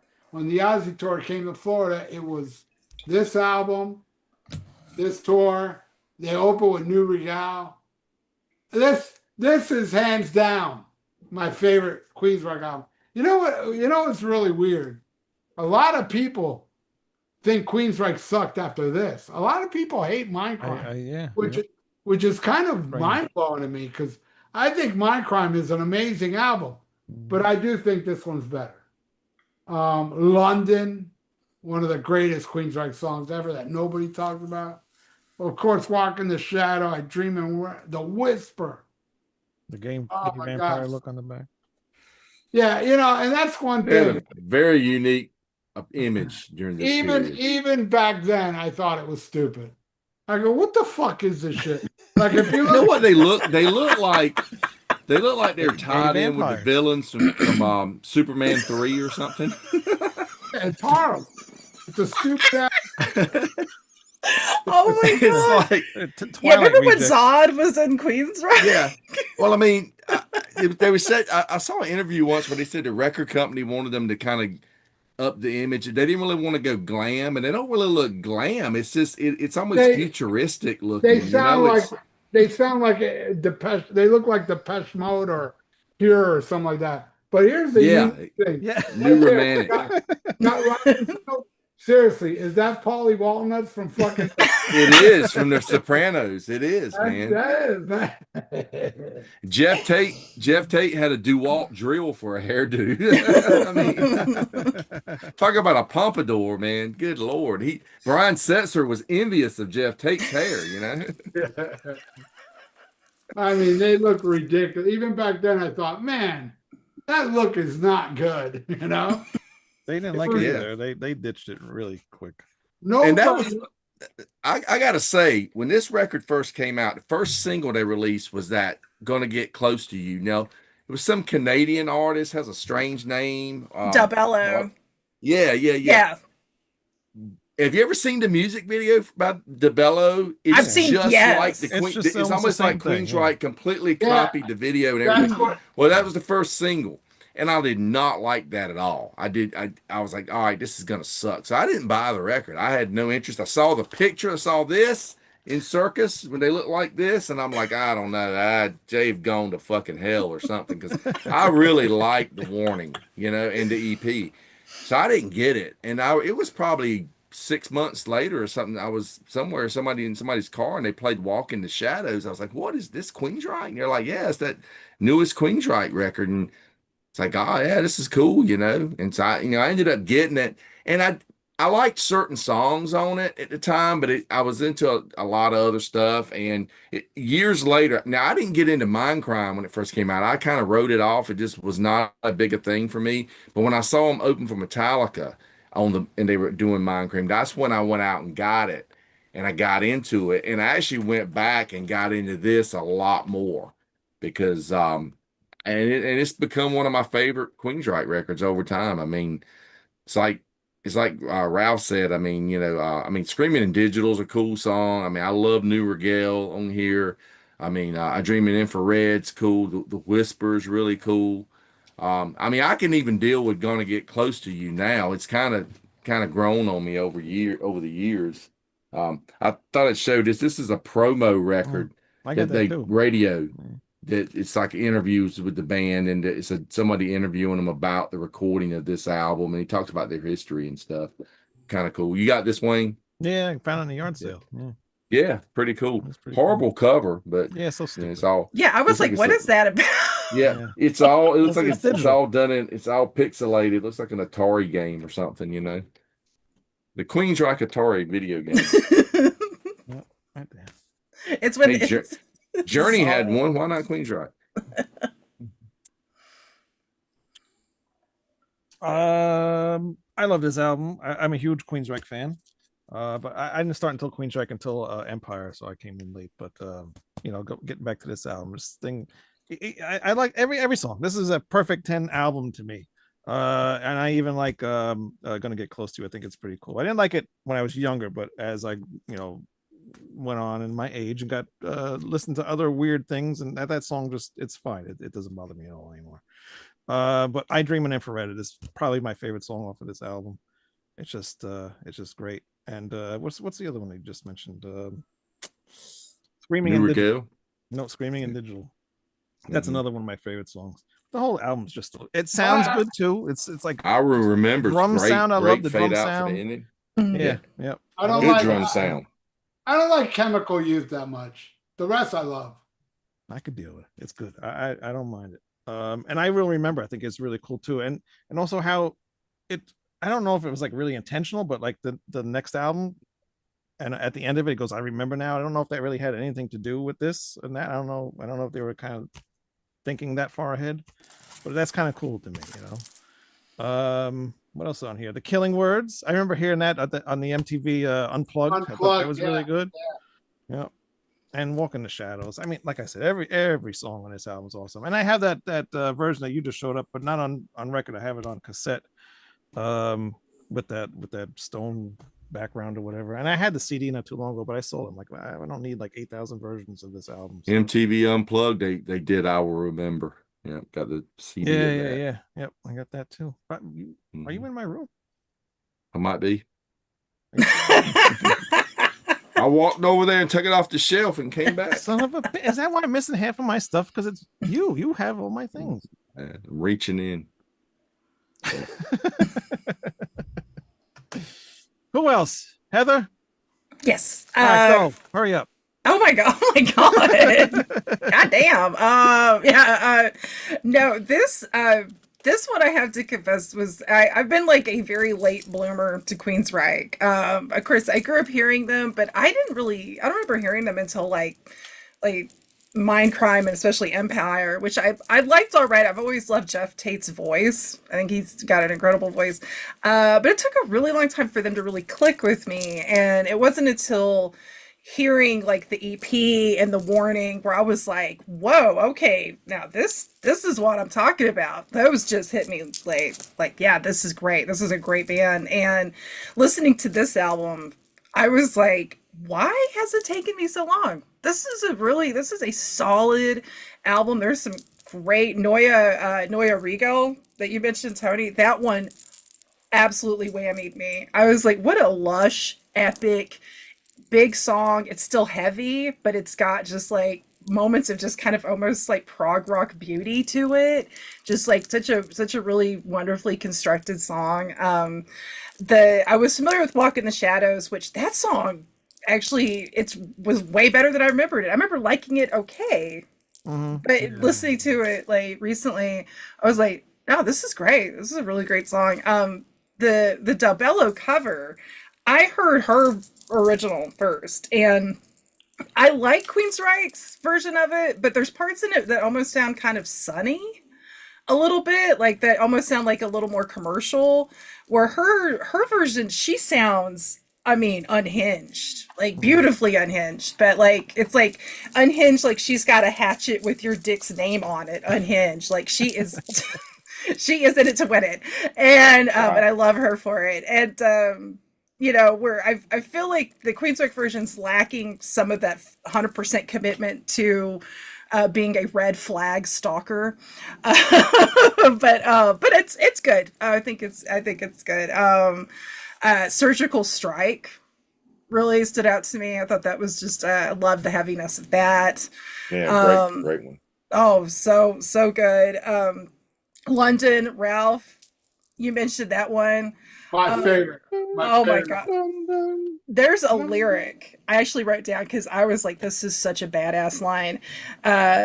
They cry, remember, blood red streaks on velvet throats at night. The streetlights turned, was it the streetlights fanned on trails, a trail of fame. Sorry, my handwriting is terrible, but I'm like, is this about vampires? Like they are vampires. They are vampires, or at least they're gay vampires, or at least serial killers. Because the whole thing of mentioning fame, like they're building a name with murder, and it's like, well, that's intriguing. Maybe they like Rain and Blood. Rain and Blood came out this year too, so maybe they tribute. Hell yeah! So yeah, no, I really enjoyed. Even Chemical Youth, which isn't one of my favorite ones, like Ralph you mentioned, but I do love the line, "Who will be the martyr, you or me?" Like that's a cool. There's some great line works here, and again, like I think if anybody, if you don't like the like when they got kind of a little more proggy, like with Mind Crime and onwards, check out. Don't sleep on the first three, or well, I count the EP, but at least the first two albums and the Yeah, EP. The EP is you fucking got to count the amazing. EP. Yes, the Yeah, EP is so They're all good. they're all different though. It's more heavy metal, and this kind of gets like a hard Yeah, no, rockish Yeah. type the thing. EP is Judas Priest meets Iron Maiden, Yeah, and yeah, yeah. the second album is more like, I don't know, Pink Floyd meets something heavy. Yeah. And then this one is just fucking incredibly weird. But Mhm. like Blue Oyster Cult, this shit sucked me in, man. Because I like a lot of weirdness in albums as long as it works, you know? And it works on this album. I think it's their best album. I It's really do. yeah, it's funny how you yeah. mentioned before, Heather, that you weren't too crazy about Walking the Shadows, like early on, and I wasn't Mhm. either. Almost used to skip that song every time because to me That's it the was one like that the got me into it. weakest song on the album. Love it. I always used to skip it and then I listen to the rest of it, but I love it now. It's Oh I think, no. and it goes over. It's a crowd favorite when they play it live. Everybody's singing it. yeah. Hey, in the chat, there was an interesting piece here. Anthony M says that the cover song "Gonna Get Close to You" is a cover by, of course, by Lisa Del Bello. Side note: Helix covered another one of her songs, "Don't Get Mad, Just Get Even," on "No Rest for the Wicked." I never knew that was a cover. Oh my I god, love, yeah. I love, I love that song. It's the best, one of the best songs on that album too. Yeah. Hell yes. Oh my And god. so now I Listen, need to go hear her version of that. I gotta check that out. I love Helix too. The I can't remember the name of the producer for this album, but I did. Neil I mean, Kernan. yeah, he went on to produce. I want to say Helix's.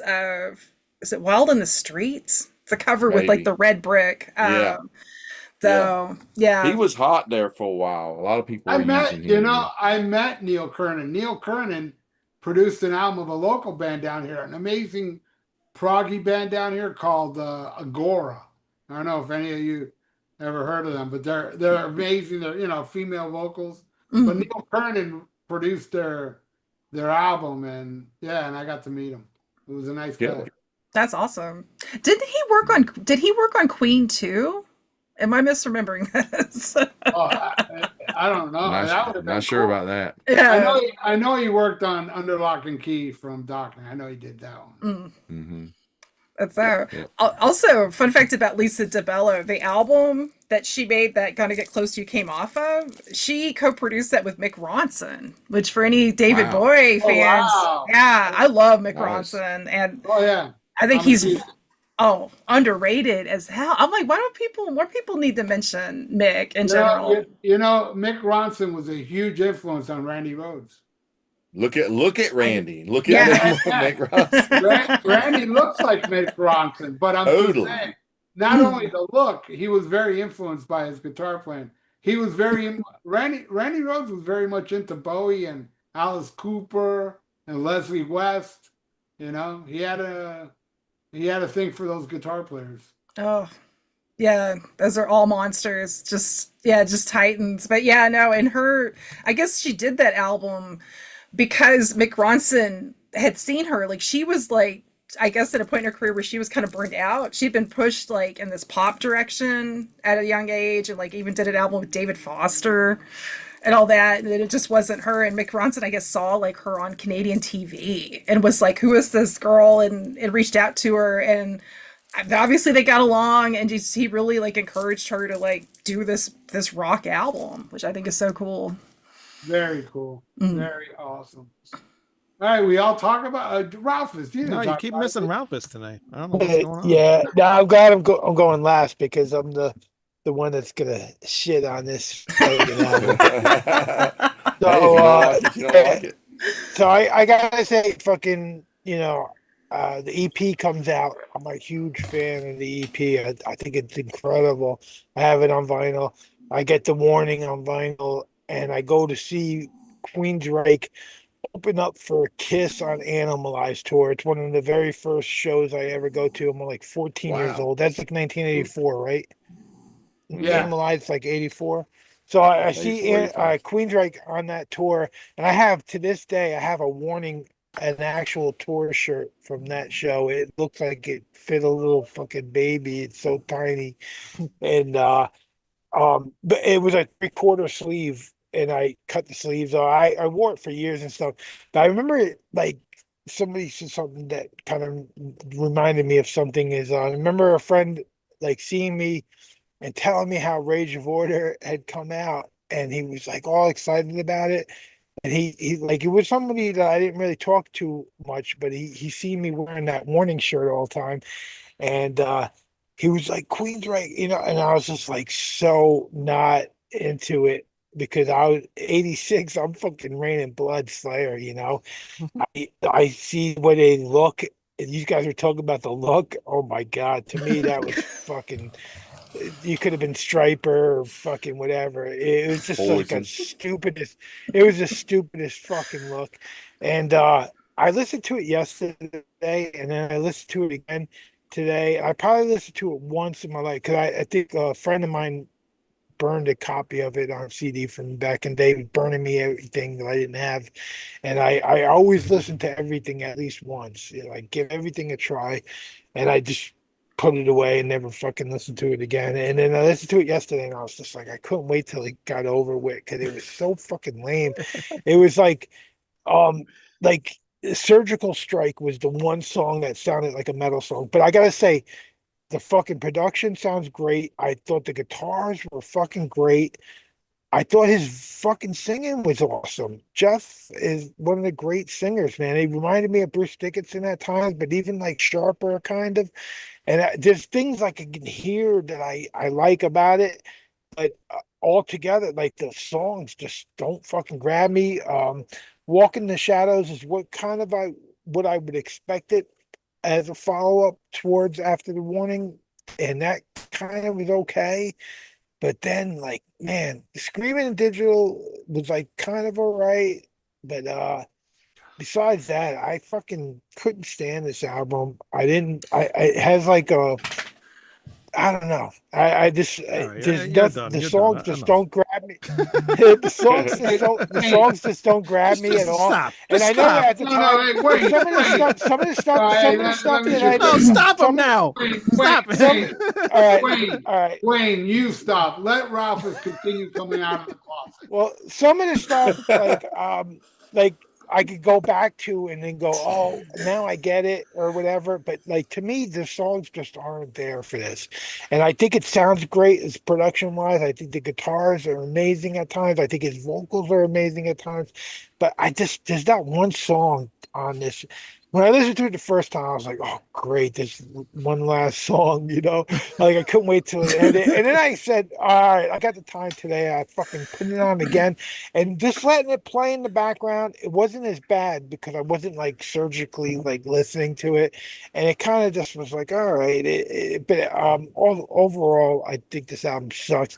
And I hate anything like at this point, I'm all the bands I'm listening to wearing a t-shirt, a Contra shirt, and a fucking jeans, maybe some billet belts or spikes or something. But there's like anything that looked like this, I fucking hate it.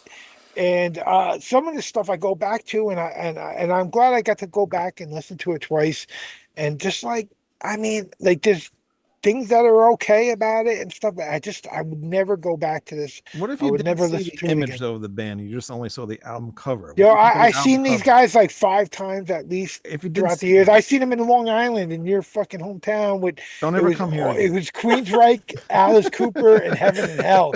Queensryche, Alice Cooper, and Heaven and Hell. And I thought every time I seen them throughout the years, I always thought they were cool. I always thought they were good. It was like I always made sure I was in for them, and and if they did, as long as they played Queen of the Reich, I was like, all right, cool. But Yeah. but yeah, this shit in '86 to me, man, I was fucking full on thrash and crossover and hardcore, and that was I like get it. They're not for you. I give my timeline plenty of times. 85.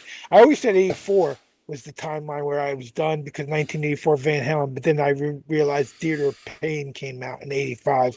And I bought that the day it came out, and I was like, fuck this. I'll never buy any of his hair Me metal too. bullshit again. And that was it.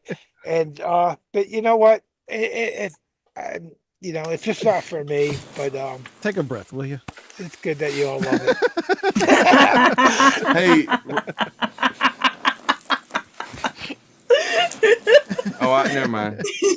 I was looking at that. I was looking at the Blue Oyster Cult thing behind you. It's the inside album sleeve that you got sitting next to it.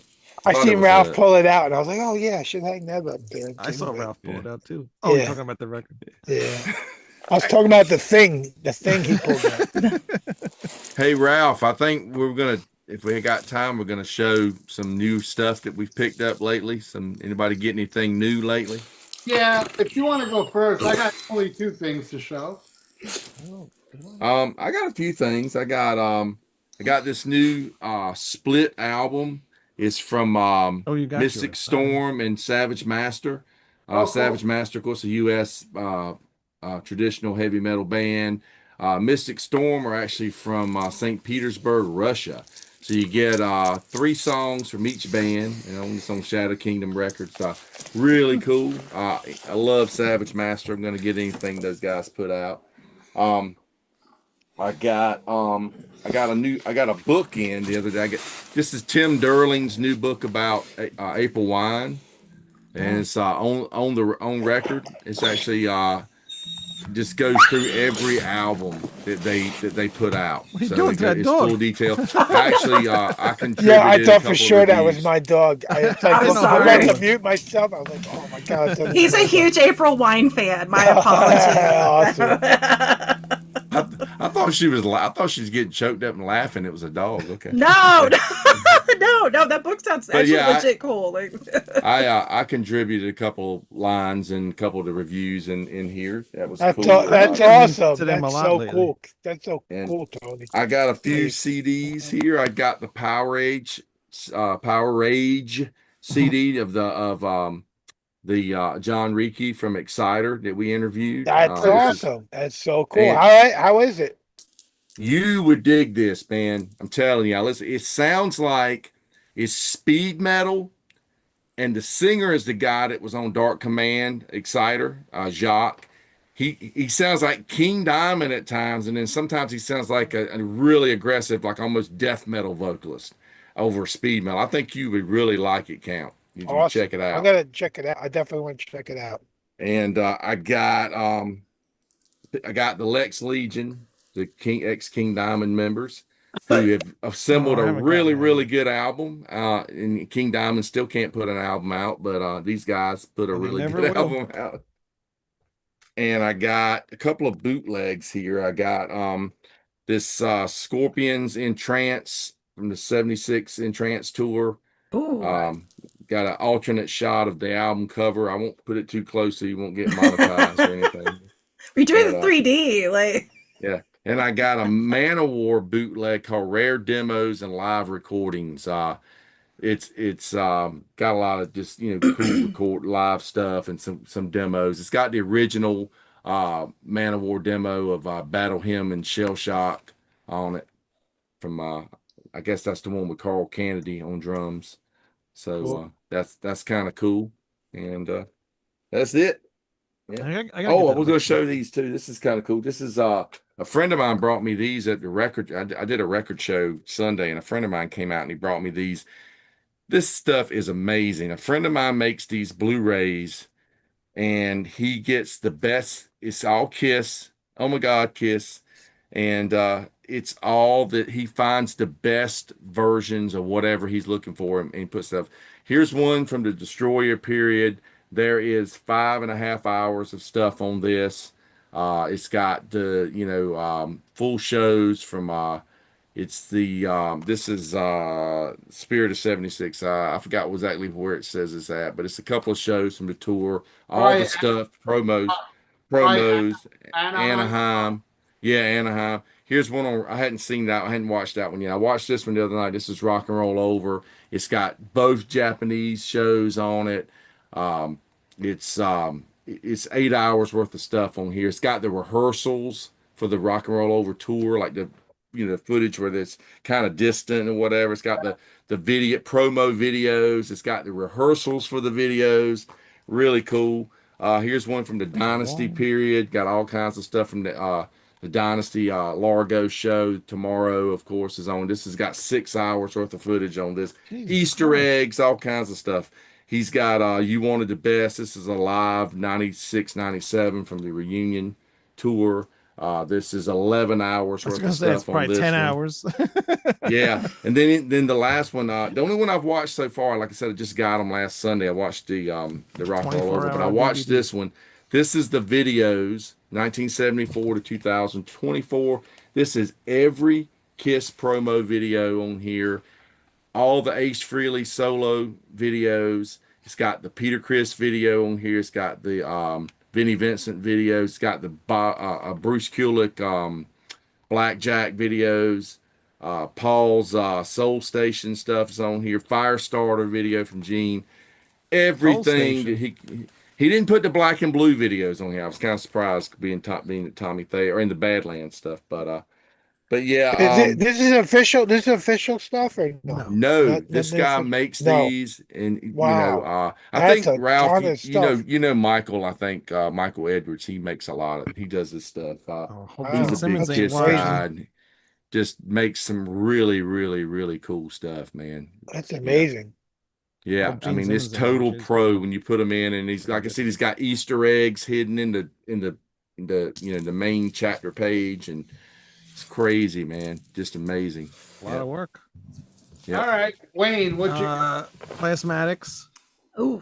This one I graded this one because we had the guitar player on a couple weeks ago. That was Great cool. one, man. That's Is Is that, great the rock, one. is that a rock candy? Godly. Yeah, yeah, yeah. It's awesome. I didn't even know Rock Candy did the plasmatic stuff. That's Yeah, cool, all man. that stuff's up on Amazon there. You can get everything from the plasmatic. I bought Maggots Yeah. on CD finally because I didn't have it on CD.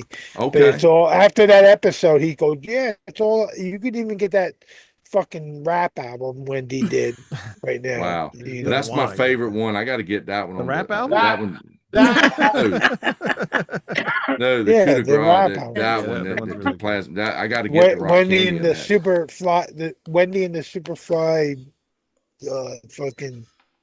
Stuff You know, Yeah. it's funny. whatever. I have forget all what the it albums now, and when we Hoop had the him on, I really Top, Hoop the Top is top 10 greatest album of all time for me. yeah, it's Yeah, it's really a good. great one. But when we had him on, I really wasn't really listening too much of the Plasmatics yet. And then the other day, I started listening to the first album, and man, her voice. I'm so glad she changed it, because on that first album, that the vocals that she was doing was just nothing. I loved it. It's fucking so much more it punk. It was more hurts. punk back then. Yes. And then It she hurts. evolved. She evolved as time went on. But man, that was a great raw. I like the fucking- more oh, that you like her album. throat's gonna like pop She out. almost has like Yeah. she almost has like almost a Tom G Warrior ooh in her Yeah. voice. Yeah, yeah, yeah. Yeah. And Well, it the almost early reminds me of the stuff. guy from Agnostic Front, like the way he sings with that type. Wendy vocal O touch. is my goddess. Fuck But yes. everything after that is awesome. This I found for like $5 on eBay. This album sucks, but Yeah, it was wasn't very complete good. Good. usually that goes for like Glad it $30, and the guy offered You me paid five. So I was like, you paid $5 too $4.50 much. too much for that. you got what you paid for. Yeah, and the new Crimson Glory, which is really Oh, good. If you yeah. haven't heard the new Crimson Glory album, this is awesome. This is the album that they needed to do besides that astronomical bullshit. Oh It's, yeah, big time. 100,000 times better than that. So go Mhm. check that out. I got other stuff coming. I ordered a couple of things, but All right, I'm going to show you. I got this again, a killer present from my friend Dennis Turney Jr. It's the 50th anniversary box set of Robin Trower's Bridge of Sighs. Great. This, That live Yeah, album on there is so good, man. yeah, dude, the live album and the Blu-ray. I cranked this on my TV, and man, I just found out yesterday from my friend Ruben De La Rosa, he's coming here in September. I've never seen him. I Yeah, got to man. go see. Man, that guy is way up there in age. I Hey don't know. Ralph, they've released a deluxe edition like that of Robin Trower live. Just came out this year Oh yeah. as well. Yeah. Well, my friend Dennis Turney Jr. bought me this, and I love the dude. And yeah, I've been cranking this since I got it. Yeah. It's just like I do own it on vinyl, but it's still. And Have then you ever the seen other, him? no, I'm gonna see him for the first Just time now. Yeah, saying. you got to go see him, man. Yeah, he can't be touring much longer, man. But No, God, he he's still puts old. on a good. He's Just, old as fuck. And yeah. here's the other thing I got because of our guest. Yeah, Oh, I ordered that yesterday. He was on my I show have that yesterday. I too. ordered it. I Yeah. got that Yeah. as well. What a That's kick great, ass. fantastic album. This is called Axe Dragger, Got it, and man. it's a phenomenal album. I've been playing this a lot lately. And You don't know think, where I filed it right next to my Pantera CDs because oh, really? yeah, Right next to on. Lord Tracy and Pantera. Yeah. How about you, Fun. Ralph? You got anything? Yeah, man. A good friend of mine, Pete Pardo, gifted me this little box set, like 3 albums, 3 vinyls in here. It's The Doors, live in Detroit. I guess it was like like a record store day thing, like a couple of years ago. I looked it up. It was like 190 bucks to buy this, and he gave it to me recently. And I fucking my wife's favorite band, The Doors, and I love having that. And I got a stack of CDs here that I put some used CDs. These I had burned already. Is Feinstein third Wish, pretty cool Yeah, fucking for the yeah. rods. David Ronnie James Feinstein from the Dio's, yeah, Rods. Yeah, Ronnie good, James Dio's cousin. I good found album. this. The used CDs are fucking cheap, and I found this one. I can't even read the name of it, but it's a Solitude Eternus album that I didn't have. That's a hard And one to find. yeah, I Yeah, found that's a it hard one to get. like real cheap, man. It's like $5. All his used Yeah, CDs, Wow. unless they're like certain things he looks up, like he knows they're worth money. But most all the used CDs that rock fans yeah. say He five missed that bucks. one. Yeah, he Yeah, did. He yeah. I really was like, oh, did. cool. This one I grabbed, Angel Dust. Man, Oh, Border Faith No of More, Angel. Reality. Yeah, I like that Angel album. I Dust. just I I just have did I just did an episode on Angel Dust. I just did been Angel Dust before. yeah. How did I, you get? I You did an episode on Angel Dust or the Yeah, band Angel Dust?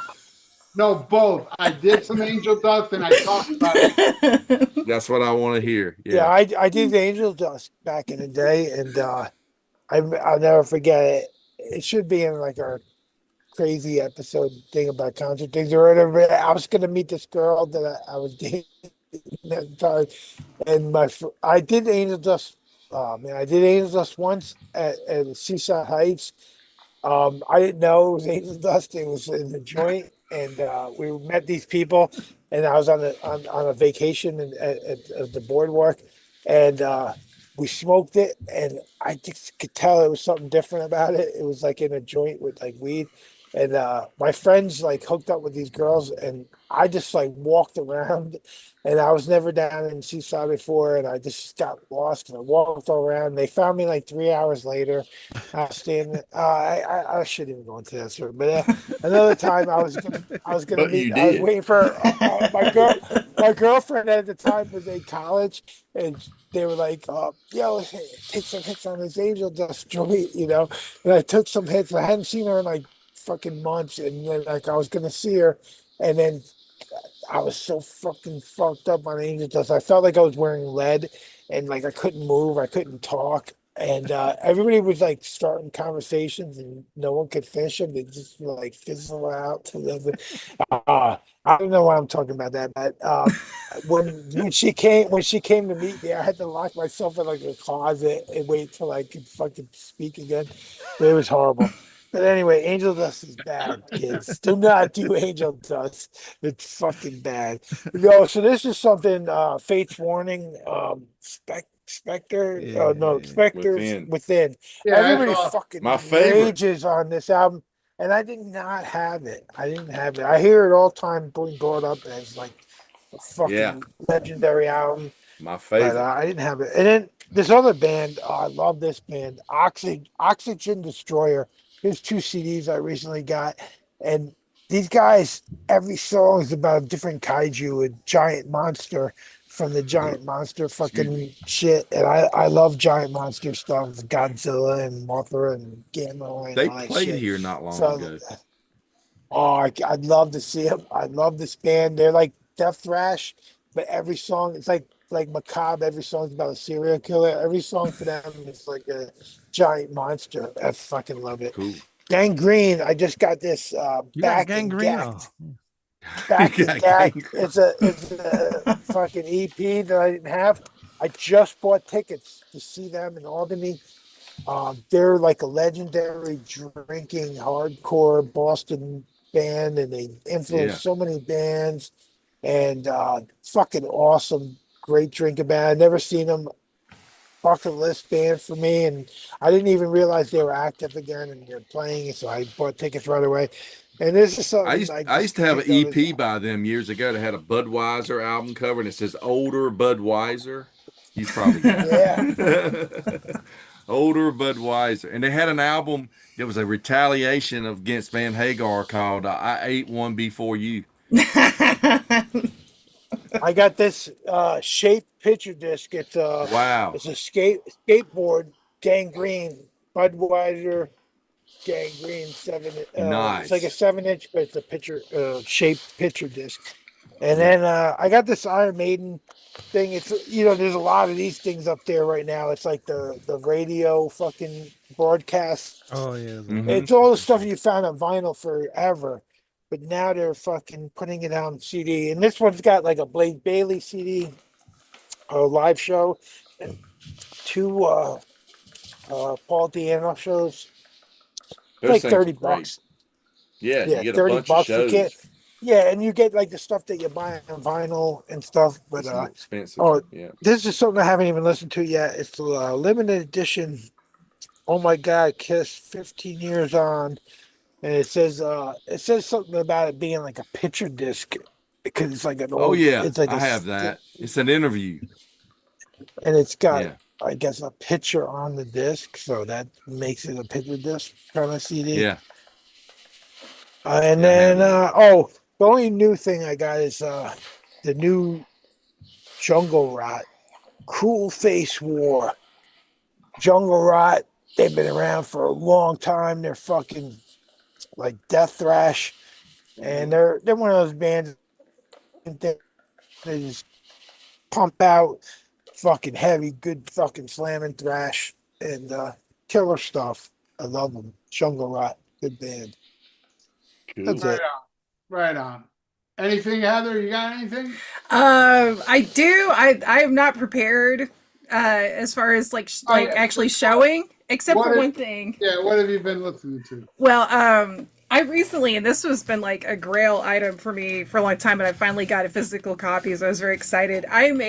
This is not metal or hard rock, but I'm a huge fan of the band The Tubes. And Bill Spooner, aka Bill Sputnik Spooner, I discovered this album he did in 1969 under the name Warren S. Richardson Jr. I always have to look it up because that was the record company's idea, and Kel surprised the album went nowhere because of that fucking name.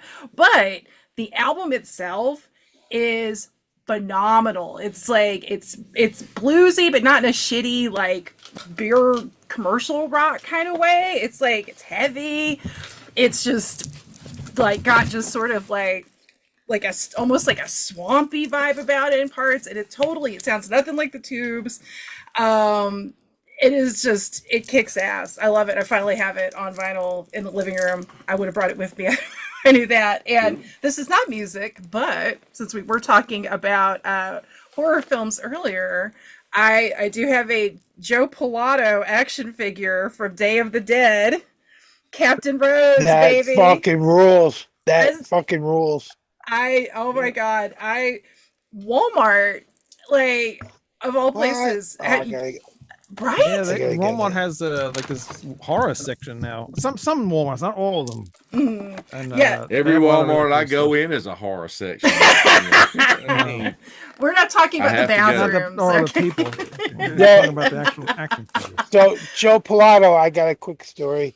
So I Yes. go to a convention and he's there, and there's a big line going into this tent, and it's got like George Romero and a bunch of other people. So like the big line.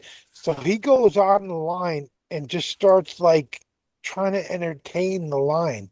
And he was fucking awesome. He was being his character and he was being like a prick to everybody. It was fucking awesome. And then when he came up to me, I go, you were you were so great in that movie. Like you couldn't wait till you got killed because you were such a prick. He goes, only the chicks tell me that, dude. He said that to me, oh, because he was such a dick to like the girls and stuff. Like he like that was just like awesome. And I got a picture with him, and I got a fucking 8x10 of him, and I gotta get that fucking toy now. Because Oh, yeah, he was such a great part of Day of the Dead. Day of the Dead is I like it a tiny bit better than Dawn of the Dead. I'm one of the few people that will say that. I love Day of the Dead. It's one of the greatest movies ever. same. No, and I love Romero in general, and of course, I mean, Night is the game changer. Dawn of the Dead is amazing. I'm a Day of the Dead girl. I've watched that movie so many times. I can like I saw I the have I have a Dawn of the Dead tattoo. I don't know if you can see this. I love that like leaning in closer to my monitor. But There's a Dawn of the Dead tattoo on my wrist. And then oh I also have a thing tattoo. I don't know if you can see that, but it's that fucking head with those fucking spider legs. It's this thing. It's this thing as a tattoo. yes, that is badass. Yeah, no, no Walmart in it tends to be in the electronics type section have that little like I think it's Yeah. tied with Bloody Disgusting's Hmm. website, but they have like a little horror. But these Yeah, are from Trick or Treat Studios, who I Trick or Treat does amazing work, and yeah. they had Bub, they had Sarah, and I met Bob. I met Bob too. I got a that's picture with awesome. him, I and love Bub. it was fucking cool as hell. I told him he was my favorite zombie of all time. He is the greatest zombie of all time. If I have to Agreed. pick one zombie, I mean it's him and Tarman, and I met Tarman Oh, too. I love Oh. Tarman. But yeah, yeah, Joe Pilato. Imagine if like we had gotten him in From Dusk Till Dawn because he was in like the little short Oh, they he was made to a raise money.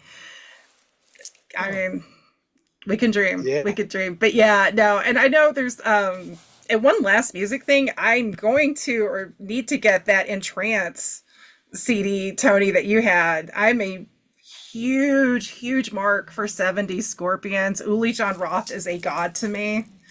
Yeah, So, it sounds good. It's a show like from the Entrance period. They do a couple of songs from Virgin Killer that came out later that year. And they mm, do this whole he does this whole Hendrix thing on guitar, and of yeah, course. it doesn't sound like perfect or anything, but it's a Mm, bootleg, but it's good. It's good. oh, It's on a label that does what is it? No, this isn't on there. I think it was on Excitable, but it's not. I don't. This is an odd label, but like I said, they're bootlegs. Who knows? Who knows where they come from? I They forgot. I always did make get them look like they're foreign made, but they're probably made right here in the U.S. they right. reissued the Countdown to Extinction and Euthanasia on vinyl. I just got that a couple weeks ago. I have never listened to Euthanasia. Those albums Um, suck. I hated this I album like a lot Countdown. when it came out. I hated it a lot, but it's grown on me over time. I haven't even opened these yet. Right on. Well, thank you, Heather, That's for it. Thank you. joining us. It was Oh, my awesome. pleasure. It was awesome having you because you are very informative. Yeah, Yes. yeah. You Awesome. were talking about who did artwork and all this stuff. Yeah, Hey, he actually she did knows, work.